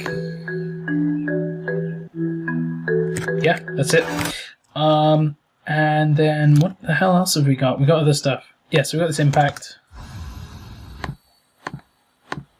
And then this Vigi Games thing. I think this was... Let's see what the hell this was. Again, I've deleted the kind of original track. I think this was kind of a sprinkly wind chime sample that I stretched out with that terrible algorithm. And I actually pitch corrected it, and this is something weird that I do that I don't know if a lot of people do. I'll put what is effectively auto-tune and pick some notes, and especially if you do it to something atonal, it will try its best to try and match notes in, you know, the original sound. And you get that kind of weird pitching up and down thing. Yeah, and then I've got that reversed here, I think. Yeah, just a lot of kind of ethereal, kind of portally being transported to another world sort of sounds. And then we've got, this is just a splice sample of some vocals.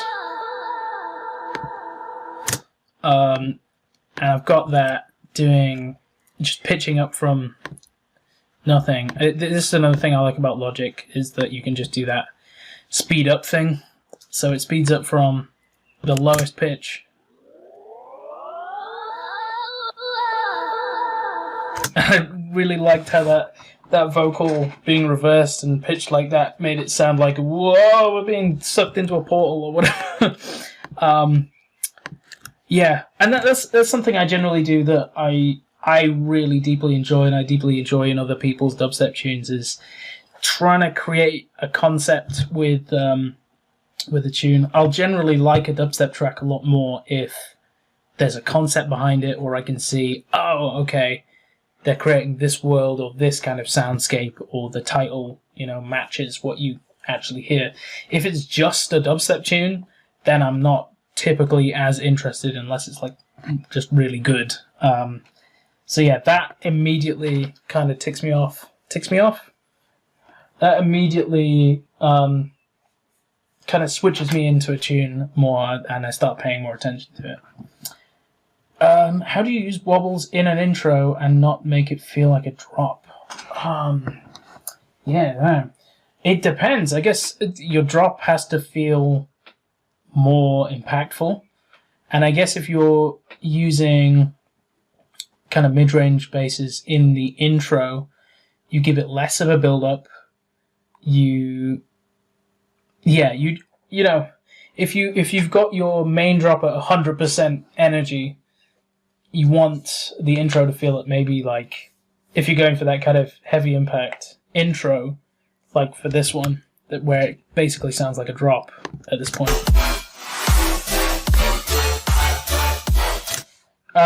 You want to go for more like 80% energy. And I guess the reason why this doesn't feel like a drop is because it's establishing the melody, and there's more of a chord sequence, whereas as you go into this drop, you've got kind of more energetic sounds going on, more layering, and sort of it holds on that root note.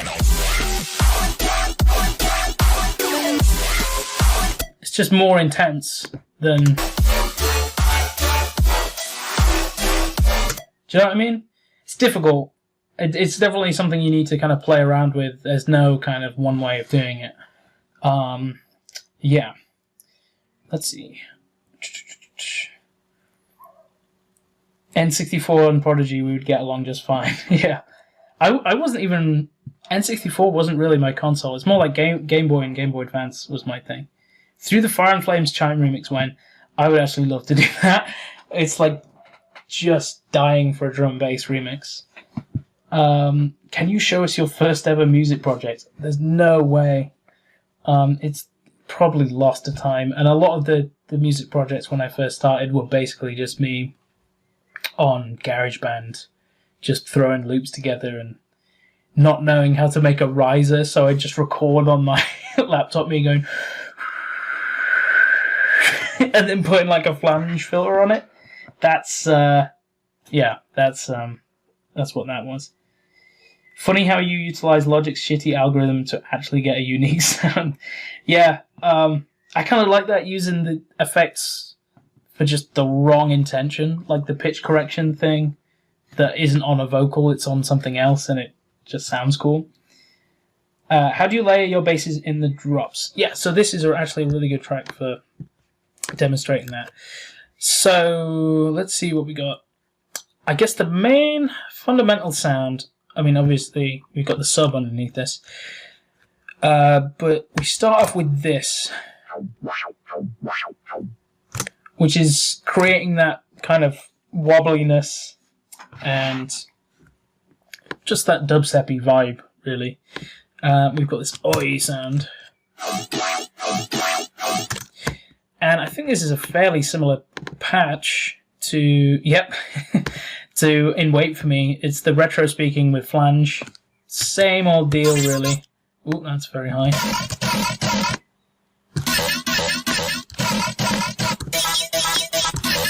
This actually sounds super different to how it came out. Well, anyway, it's one of those deals. It's that kind of retro speaking waveform again. So you can see I'm putting together different instances of the same patch. So we have this one, and we also have this one, which changes every quarter note. And this, I think, repeats, but it has that little glitch section in. And I do really like those little glitch sections just to, I don't know, it seemed to work for the interdimensional vibe of the tune, for it to be going slightly wrong. Yeah, so there I've literally just looped a section and just made sure I've done exactly the same loop across all these different regions. Yeah, so over here, yeah, so it changes from a wobble to there's a pluck that plays, which that was one of my favorite bits when I was making this track. I think this is actually a Xylent sample that I've put into my sampler. Yeah, there we go. Just perfect, kind of juicy pluck. And this is just a perfect way of getting more melody and tonality into a drop. Like, even if these wobbles were more atonal, if I had these plucks coming in, that's immediately what my ear is going to be drawn to. I'm going to be like, ooh, there's something cool going on. Yeah, so creating those kind of nice surprise moments, I really enjoy. And then you can go in, you can change these MIDI notes, and you can go, ooh, let's play around, let's see what works. Yeah, so we've got his own riff playing over the top of everything else here.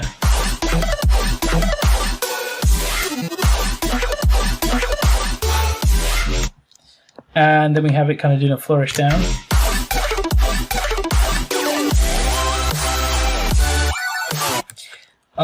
Yeah, so we've got those main elements, and then over the top of that we're starting to add more bits and pieces. So we've got that space ambience from earlier.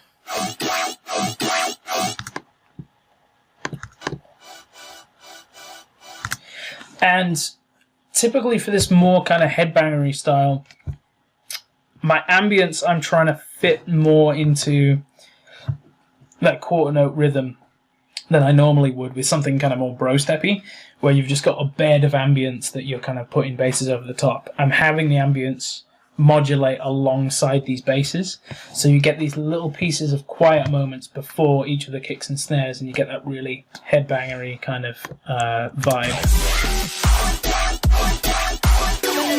So for example, like this little section just before this snare, if I loop that, there's not a lot of content. It's just tail happening. But if I play it within the quarter note, that's where all the content is. And that's, if you keep modulating everything in the track to those big old whomps, you have these lovely layered sounds that just fill this frequency spectrum that then come to a close before each of the drum hits. So let's see what's next. We have these Xylenters. I think it's another Xylent sample. And these are super wide. Yeah, I just needed something kind of crispy going on in the extremities of the left and right. So that's what that's doing in terms of that job. This is something I've started doing a lot. And again, I don't have the MIDI for this, which is a shame, but it's all just bloody square waves. So yeah, I just kind of put in a piece of MIDI and wanted these twinkly sounds to go along with everything, and you can see I've kind of faded in and out. So you can see that this cuts off at that last tiny bit before each of the next quarter notes. And you'll notice without that, still pretty full, but it just adds that extra piece of magical, sparkly business.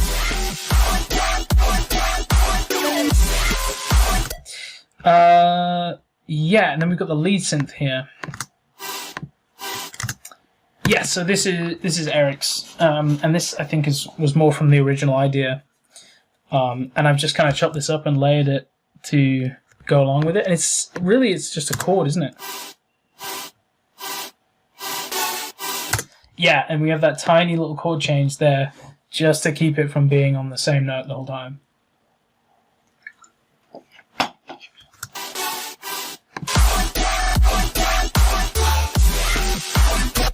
We've got that beep in there as well from the intro. But we've also just added a little flourish to these other bits. Which is kind of weirdly not quite triplets. Quite like the kind of stuttery, staggered nature of that.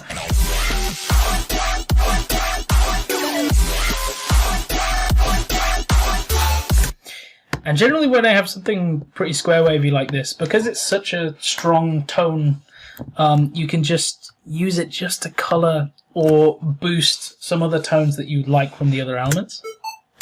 So the reason why I put that note in there is to boost, I believe, this sound from Eric, which already hits that tone. I guess another thing I could have done is gone in here and boosted that, but I already had that square sound, so I could just put like a tiny bit more tonality into that one harmonic.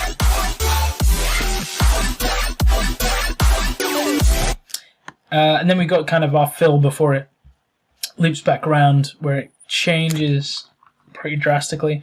We changed to more of a traditional snare as well, rather than the clappy business. And I'll go into the drums in just a little bit as well. But we have this Unicorn Kid lead. I've been using this for years, this thing, probably like 7 or 8 years. Just kind of sounds like Unicorn Kid a little bit, but that's just a massive patch. Again, basically just squares, but it's kind of bendy. You got glide between the notes, and yeah, everything's squares, man. And you stick a bunch of reverb on it, and those notes kind of gel into each other and create that kind of nice, bendy, otherworldly kind of lead sound. What else have we got in here? We've got the Xylanters continuing, keeping that quarter note rhythm, keeping that going. And then we have these big, sweepy super saws. So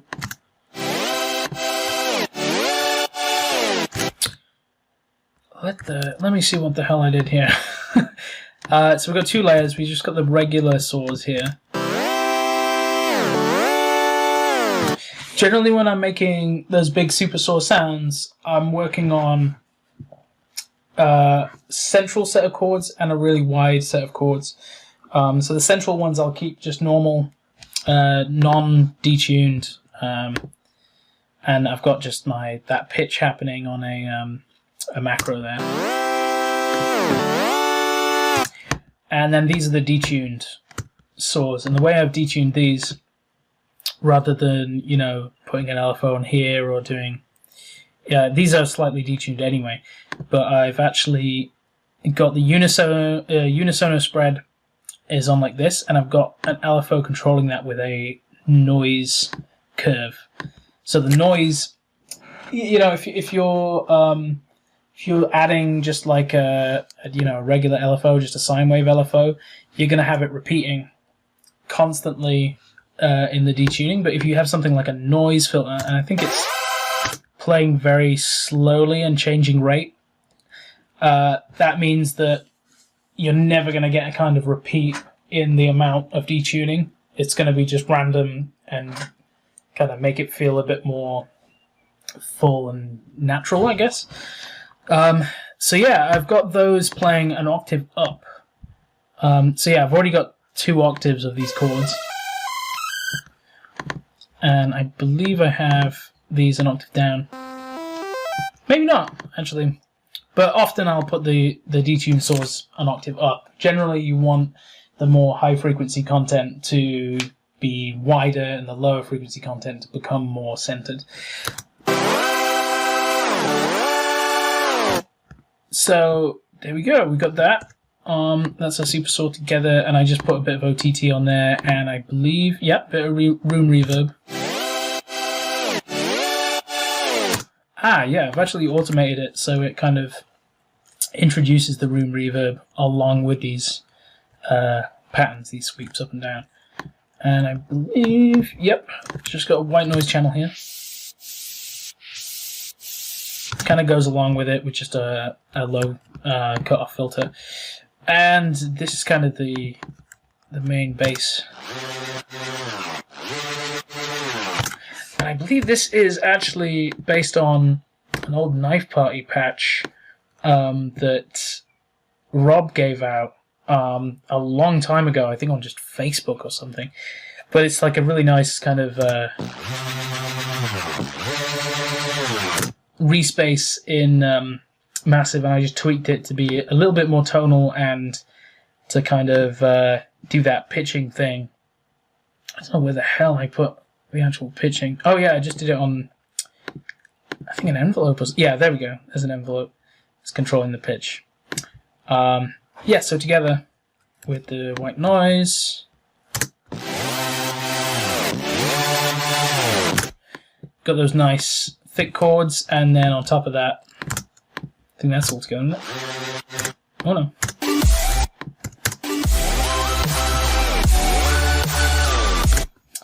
Yeah, super full sounding, and obviously this lead is kind of hitting notes a bit higher than the chords are, so it's standing out nicely. Yeah, so I guess I should catch up on a couple of questions, yeah. Where did we get to? Why is Logic's time stretch also shitty? Ableton man asking. Yeah, so it's literally just I'm using the wrong flex mode. So time stretching is called flex on Logic. But say I took this snare. If I was going to pitch this, well, I would probably do it just with the speed mode that just pitches it up and down, rather than trying to time stretch at the same pitch. But if you use monophonic, that's generally for like a lead sound that stays on one note each time. But if I use monophonic on this snare, it's going to do all kinds of nasty glitching to it. Like the algorithm is trying to follow a note, but it's not a tonal sound. So you end up with this complete donk of a sound. So yeah, whereas if I wouldn't pitch a snare like this, but I wouldn't time stretch a snare like this. But yeah, it's basically the wrong algorithm to be using, which is why I call it shitty. Lol, recording your voice for a riser. Yes, I did that a lot. I still do it, actually, because I beatbox a little bit. I used kind of a throat growl bass. Put some effects on it and put it into Serum. Used it as a wavetable for the growl in Wrong Warp. It's like that thing. Yeah. Can you go through your sub, please? Yes. Okay. Sub is the most simple thing of all time. And of course it's bloody audio here. But this is the sub I use on every goddamn track. It sounds like this.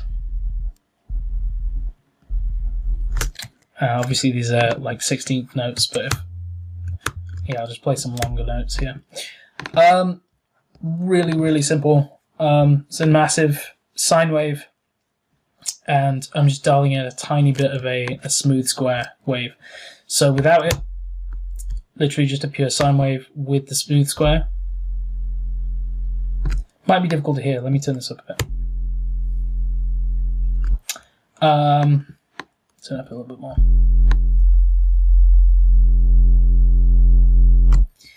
All you're doing is introducing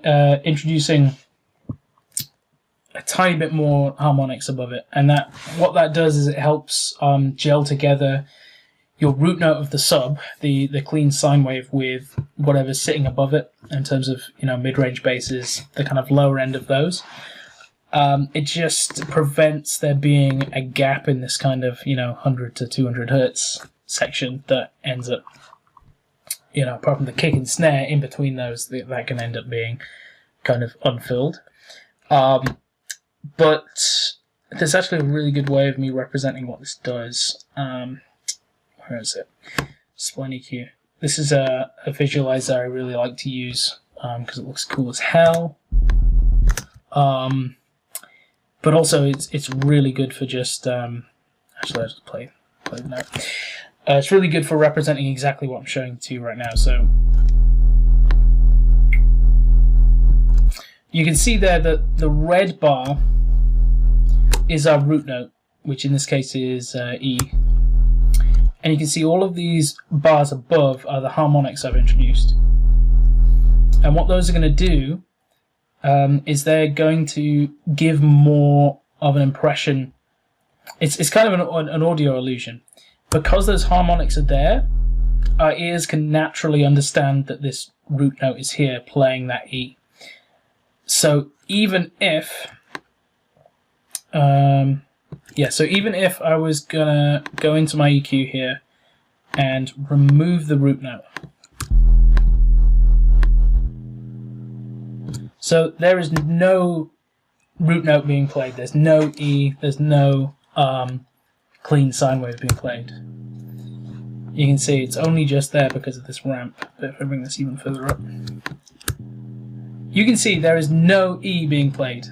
But because of the harmonics, you can tell that it's an E note that's being played, even when that note isn't there. And the reason why that's important is because a lot of people listen to music on systems that cannot produce those frequencies below, even as high up as 100 hertz.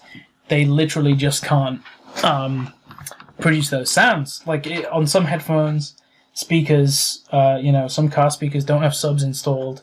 So, if people are listening on their laptop speakers, which a surprising number of people do, or their phone speaker or whatever, we want to make sure that the sub note is still, you can still feel what note it's playing, and you can still feel that it's weighty, even without that lowest root note. So that's why I add these harmonics, because it gives the impression that that note's being played, and helps just to glue everything together in that lower end. So that's how my sub works. And what I'll do is I'll just kind of fine-tune how much I want. I'll play kind of the lower end of my mid basses and my sub together and just kind of decide, where I want to roll that off. So something like that. But that's how all my subs work. It's really, I've gone into quite a deep explanation about it, but it's really pretty simple in the grand scheme of things. Just a sine wave with, and you can also, you don't have to use like the smooth square or a square wave. You can apply saturation or distortion, anything to create those higher harmonics to kind of glue everything together. Yeah. How do you upload your projects to streaming platforms like Spotify, Apple Music? So you do it through a distributor. It's not necessarily a production question, but yeah. So labels will use a distributor or a site like I'm completely blanking, but for my label we use Label Engine. Right. Let's see what other questions we have. Must have plugins to start producing. Yeah. Must have plugins, especially for dubstep, is a method of sidechaining. So you can use Volume Shaper or Kickstart or is it LFO Shaper? Maybe?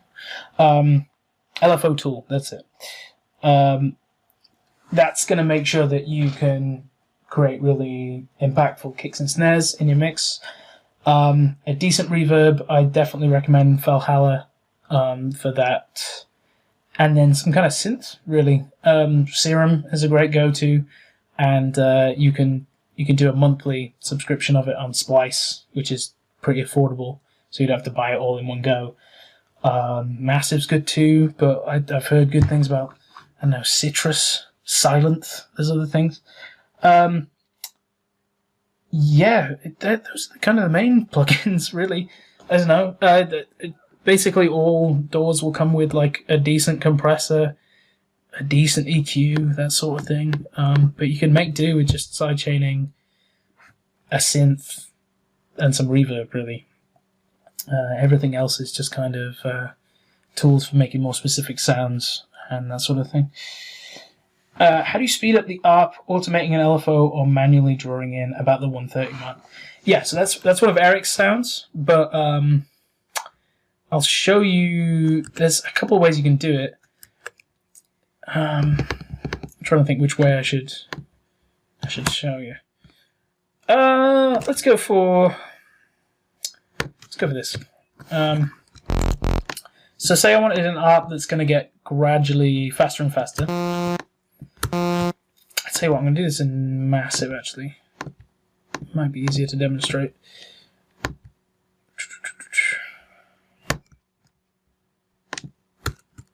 Oops. Right, so the idea would be that you create the ARP out of a stepper. Ooh, not wavetable position. Like this. So I put this to an octave.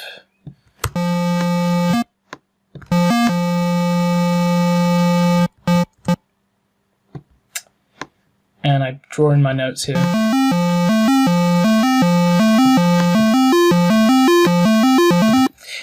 Yeah, so I mean it's very basic, but we've got an arpeggio there, and we can speed that up literally by just changing the rate here.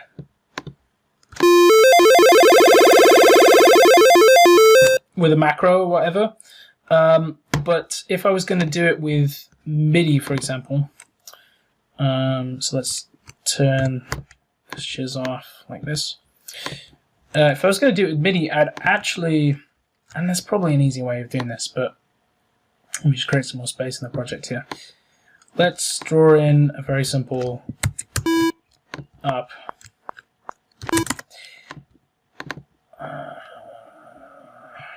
Quantize, please. Quantize. Quantize. I'm not selecting it properly. There we go. So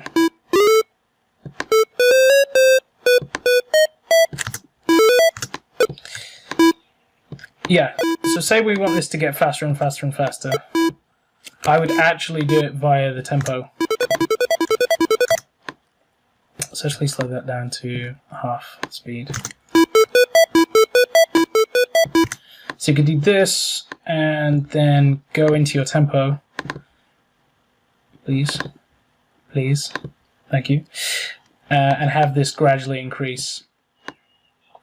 So let's go to some ridiculous BPM. Like, whoops. Just this changing, please. Just this changing, please. No, don't delete the region. There we go.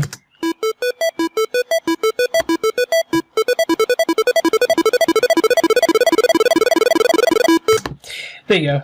And then that creates a gradually speeding up ARP, and then you can bounce that down and get rid of all this tempo nonsense so you don't muck up your project. Could you get rid of this, please? Thank you. Yeah, and then you've got that there.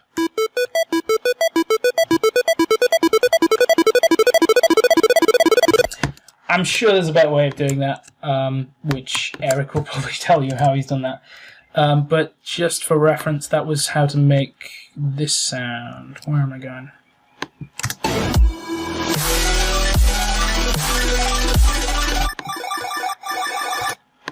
There it is.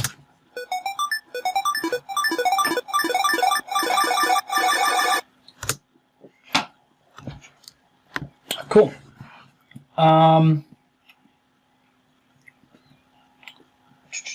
To be honest, you should learn your DAW's stock stuff before jumping into plugins. That's the mistake I made. Yeah, that's a pretty good point. Like, you want to be able to fundamentally understand what a compressor does, what EQ does, and all the just kind of general stock plugins. That's really my general advice to anyone getting into production is understand all the fundamental stuff about production and how to use your DAW. And then you won't have a situation where you're producing for 3 years and then go, oh, that's what sidechaining is, like I did. Yeah. Eric says, I made that one. I think I used the Ableton arpeggiator and then sped up the rate over time.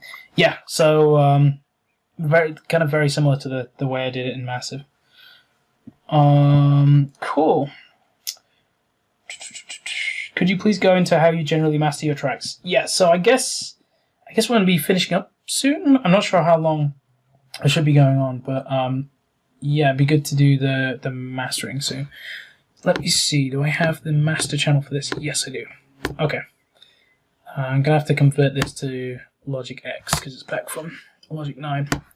But yeah, I'll do that real quick and then I'll talk about mastering. Yeah, Master X version. Now, just to warn you, I'm a bit of a cheeky bugger, and I'm using the demo, the demo of Isotope Ozone 5. I will be upgrading soon, but the audio cuts out and I have to do an annoying thing. So you're going to have to bear with that, but this is exactly how I master all my tunes, so yeah, it will make sense. I'm just kind of sorting this out a little bit. Oh, I just completely buggered that up. Alright. Right, so here's the track exported. And this is going to be really bloody loud, so I'm going to turn this down.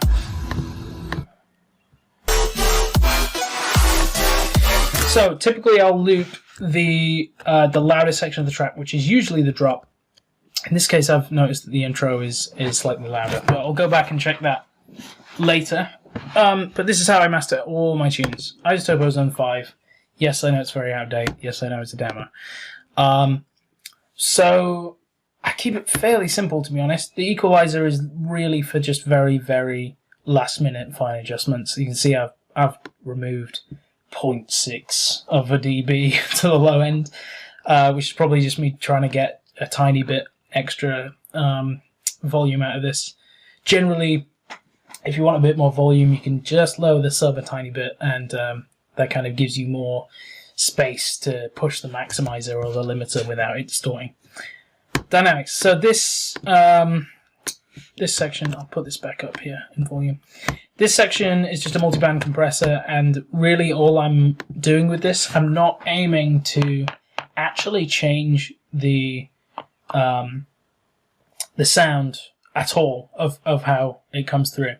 All I'm doing here is making the track more digestible for the computer to deal with for the maximizer. And I know that doesn't make a lot of sense, but with audio, especially if you're pushing it right to the kind of edges of loudness, you have to think of the way a human hears music and audio differently to how a computer processes audio. So you can see on this waveform, like, where's a good example? So this has got like a weirdly higher spike than, say, this little wob here. So if I was to play this, and I play this, you would expect those to be fairly different volumes, but really, as a human being, you're not necessarily hearing that. But the reason why you have these higher spikes is because you have more of the same frequency piling on top of each other, or whatever, really.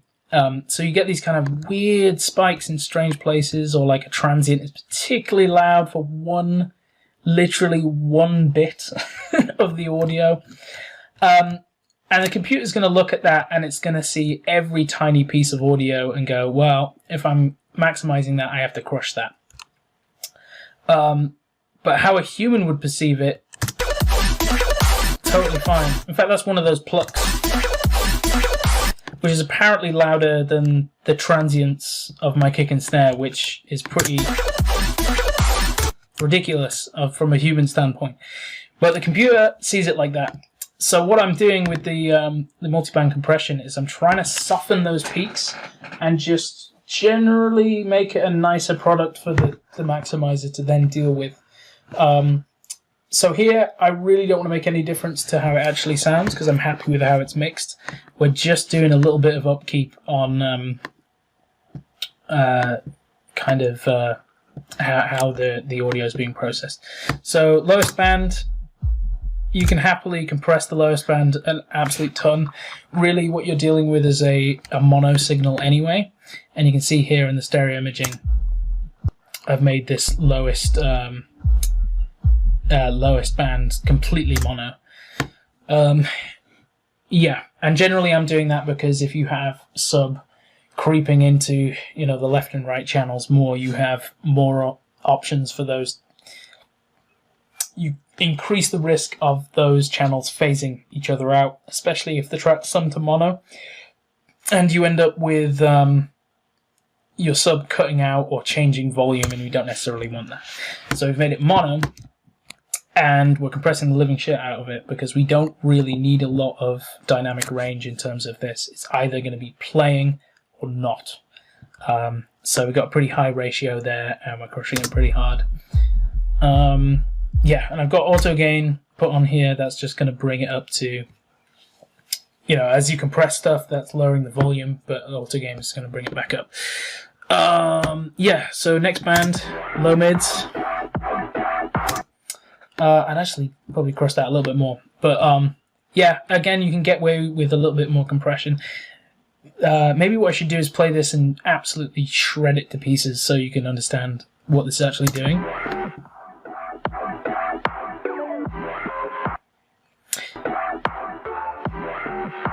So you can see there's kind of inconsistency with which transients are coming through there and everything. We're just wanting to just scrape off the top those really nasty little peaks there. And as we go higher, you can see that the ratios get more gentle and the thresholds are a bit more lenient. But this is also just another good point to see if there's any weird jumps in the audio in certain bands, and see if anything's like, ooh, this hi-hat, when this hi-hat plays with this other thing, it gets really harsh in this frequency. So if I see any of that, that's either going to be caught by the limiter, or I can go back into the mix and fix it up. Yeah, it's just maintenance, really.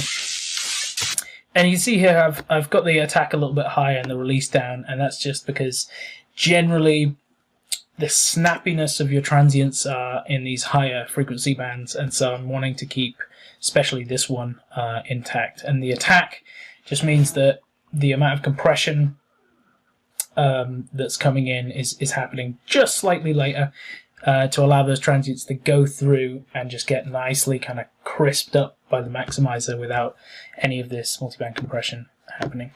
Same thing on the highest frequencies, very little compression, just tickling the top end, which is a very inappropriate statement.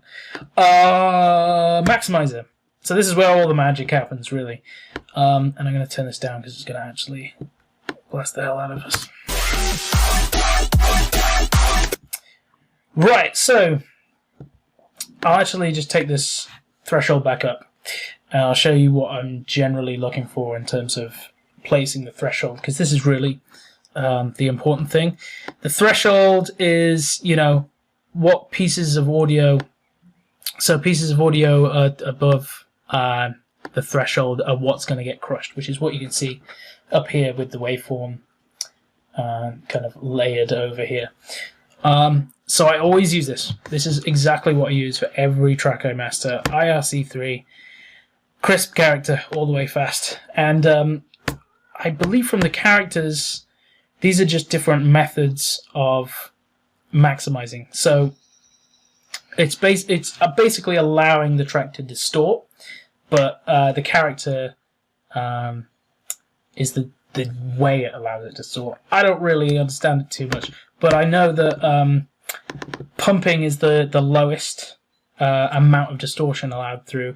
So it's going to tend towards more... it's called pumping because you get that effect where it's more compression than allowing distortion. And so you get a feeling of, especially if I absolutely ram this...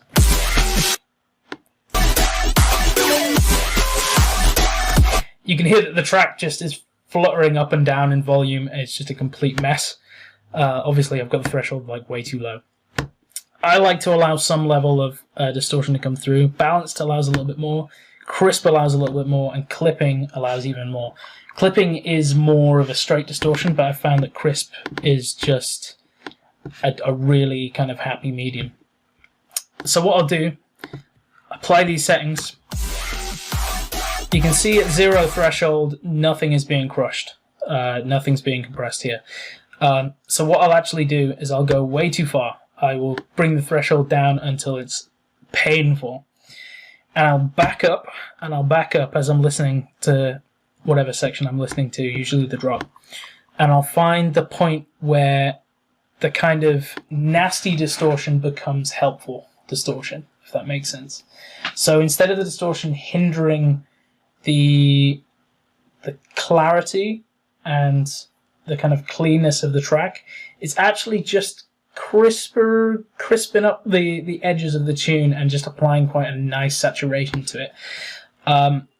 Usually I'll find that point and I'll sit it there, and then after that I'll demonstrate that, and then I'll talk about what I do next. So yeah, it's going to get pretty gnarly.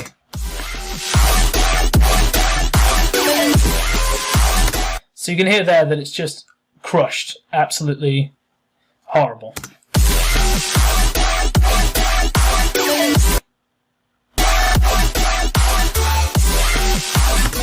Now you could get away with that. I personally am a fan of a much cleaner sound, but I've heard a lot of producers just absolutely ram this, and because of the nature of dubstep and it already being a very destroyed kind of abrasive sound, you can get away with some absolute mega distortion on your masters. I think Ominous is a good example of that. He just absolutely destroys his stuff, but it works for his mixdown. I prefer a cleaner sound for my music generally, because I feel like it fits better with the kind of aesthetic I want with my mixdowns. So I'm going to keep going down.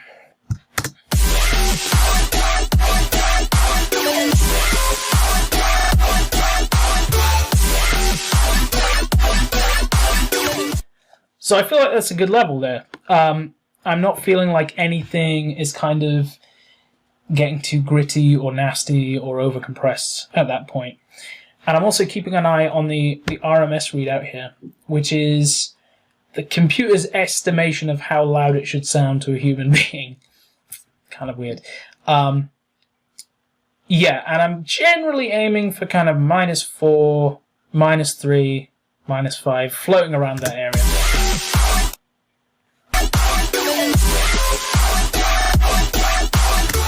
And we've kind of achieved our goal there. I generally go a little bit quieter than other producers because I just prefer that cleaner sound. You can always just turn up the gain a little bit on your decks if you're mixing it in or whatever. Yeah, so that's what I go for. If I'm finding that I can't... if I'm finding that the distortion becomes too much before I'm able to get to that level, then I will kind of go back into the mix and see what I can change and things I can kind of clear spaces for to make it easier for the mastering to come through at the level I want. And also I'll just do a kind of quick fix and lower this this kind of sub and the lower frequencies, and that usually allows you to get maybe like an extra dB out of it. But that's it. That's honestly it. That's all I do. Oh yeah, and then the next section is, once I've set that threshold, I'll listen to my other section. So I'll listen to my intro here that, you know, based on the waveform is a little bit higher.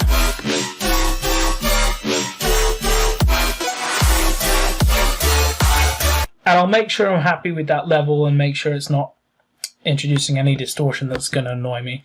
And the other thing is, generally, with leveling out my tracks, for the breakdowns in these sections without drums and without a lot going on, I want to make sure that these aren't being touched by the maximizer at all, really.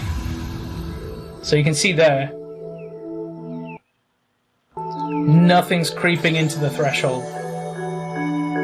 So that's going to remain completely clean, untouched, exactly how you mixed it. But then as soon as something, like this kick slams in, you're going to get a little bit of that effect of the maximizer. Yeah, you can see there's just a tiny bit coming through. And I'll listen through the entire track, and I'll listen through on a high volume, a low volume, and a mid volume.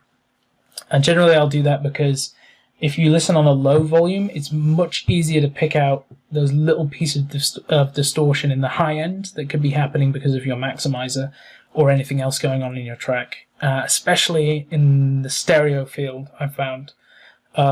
Whereas as you increase the volume, your ears kind of forgive a lot of distortion because they kind of expect something that loud to be distorted and huge and like a lion's roar anyway.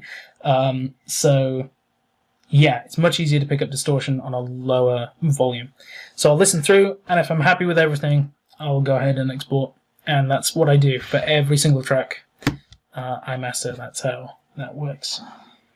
Cool. So hopefully that answered a lot of questions. I'm going to go through some more questions now. Okay. Let's see where we got to. Spline looks hella fine. Yes, it does. I'll show you what it looks like with a full track playing, because it's sick. And I like colours, because I'm Mr. Colour Bass. What I like about this is you can see like the thumps of your snares on it as well. Where's that other snare? Here it is. Yeah, if I play this, you can see.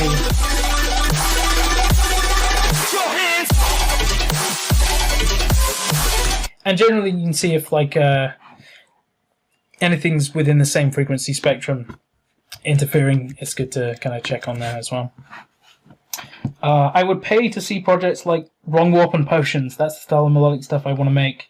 Cute and Destructive Yoys are my favourite. Yeah, I mean, I'd love to go through them. When I get my new laptop, I will hopefully be streaming more and doing kind of track breakdowns, and hopefully I'll be able to kind of produce stuff from scratch live as well. Best synths for intros. Totally depends. There isn't a go-to synth for an intro. I guess you're asking maybe for lead sounds, and I don't know, Massive, Serum, they can do any kind of sound really. Do you think using a compressor for sidechain is not the way to go anymore? For dubstep, no, I don't think it's the way to go, because you really want to create that really dubsteppy sound with the really thumpy kicks and snares.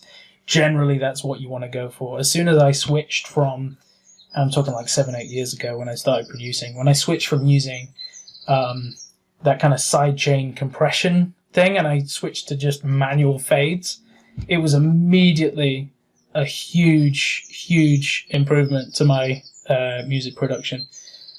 Just because you could hear the kicks and snares and there wasn't anything getting in the way of them. For something like drum and bass, you can afford to be more subtle, because generally the drums are important, but they don't fill the entire world of your mixdown when they hit like in dubstep. It depends. The good thing about using sidechain compression in the traditional sense with a compressor is that it will be more reactive to different volumes of drums. So if you've got a drum channel that's more kind of realistic, or an actual like kick drum from a recorded kit, the stronger the kick, the more ducking is going to happen. The lighter the kick, the less ducking that's going to happen. So for something like that, yes, totally. Or drum bass, yes. But for dubstep, I want complete silence for my kicks and snares. I think Logic has an arpeggiator plugin that you could use. I have never seen in my entire life an arpeggiator plugin in Logic, but I'll look that up. Cool. Yeah, so I'm going to finish up soon, but I'll just make sure to read through the comments and see if there's any other questions. Awesome workshop, learned a lot. Thank you guys. I've never thought to do mastering that way. Cool. Well, I don't know how anyone else masters, so that's what I do. Yeah, lots of people saying thank you. Yeah, thanks for tuning in, everybody. Yeah, it's always good to share my knowledge. I really don't care if people end up using my anything I make, because I'm pretty happy that my signature style is in my own brain. No one's going to take that, so you can have all my production techniques, you can have all my samples, it's fine. Yeah, cool. I guess I'm going to finish up, but thank you very much for tuning in. I hope on a more real life note, everyone's staying safe with all the crazy shit that's going on. Yeah, and yeah, if you have any other questions that you couldn't get in during the thing, just tweet them at me and I'll get back to you. I really don't mind. Oh, any news on an EP before you go? Yes, so I have 2 EPs coming out. Both of them will be out by the end of August, and I'm very excited for both of them. I actually just finished up yesterday. I put some vocals on a track and technically finished one of the EPs. So, yeah, very excited for those. I think I've got about 12 tunes coming out by the end of August, which is really good. I know there's been a bit of a drought for people who've been waiting for stuff, and that's because I had to move a bunch of releases to later on because of postponing tours and things, and the releases were supposed to go with the tours. Whatever. Loads of tunes coming soon. Yes, cool. Alright, well, thanks very much, guys, for tuning in.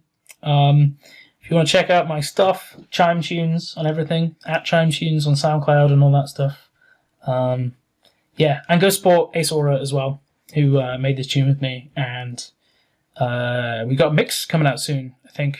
Yeah, a Minecraft mix. We'll let you know about that. Yeah, cool. Thank you, guys. Thanks for spending time with me, and I'll see you later. Bye!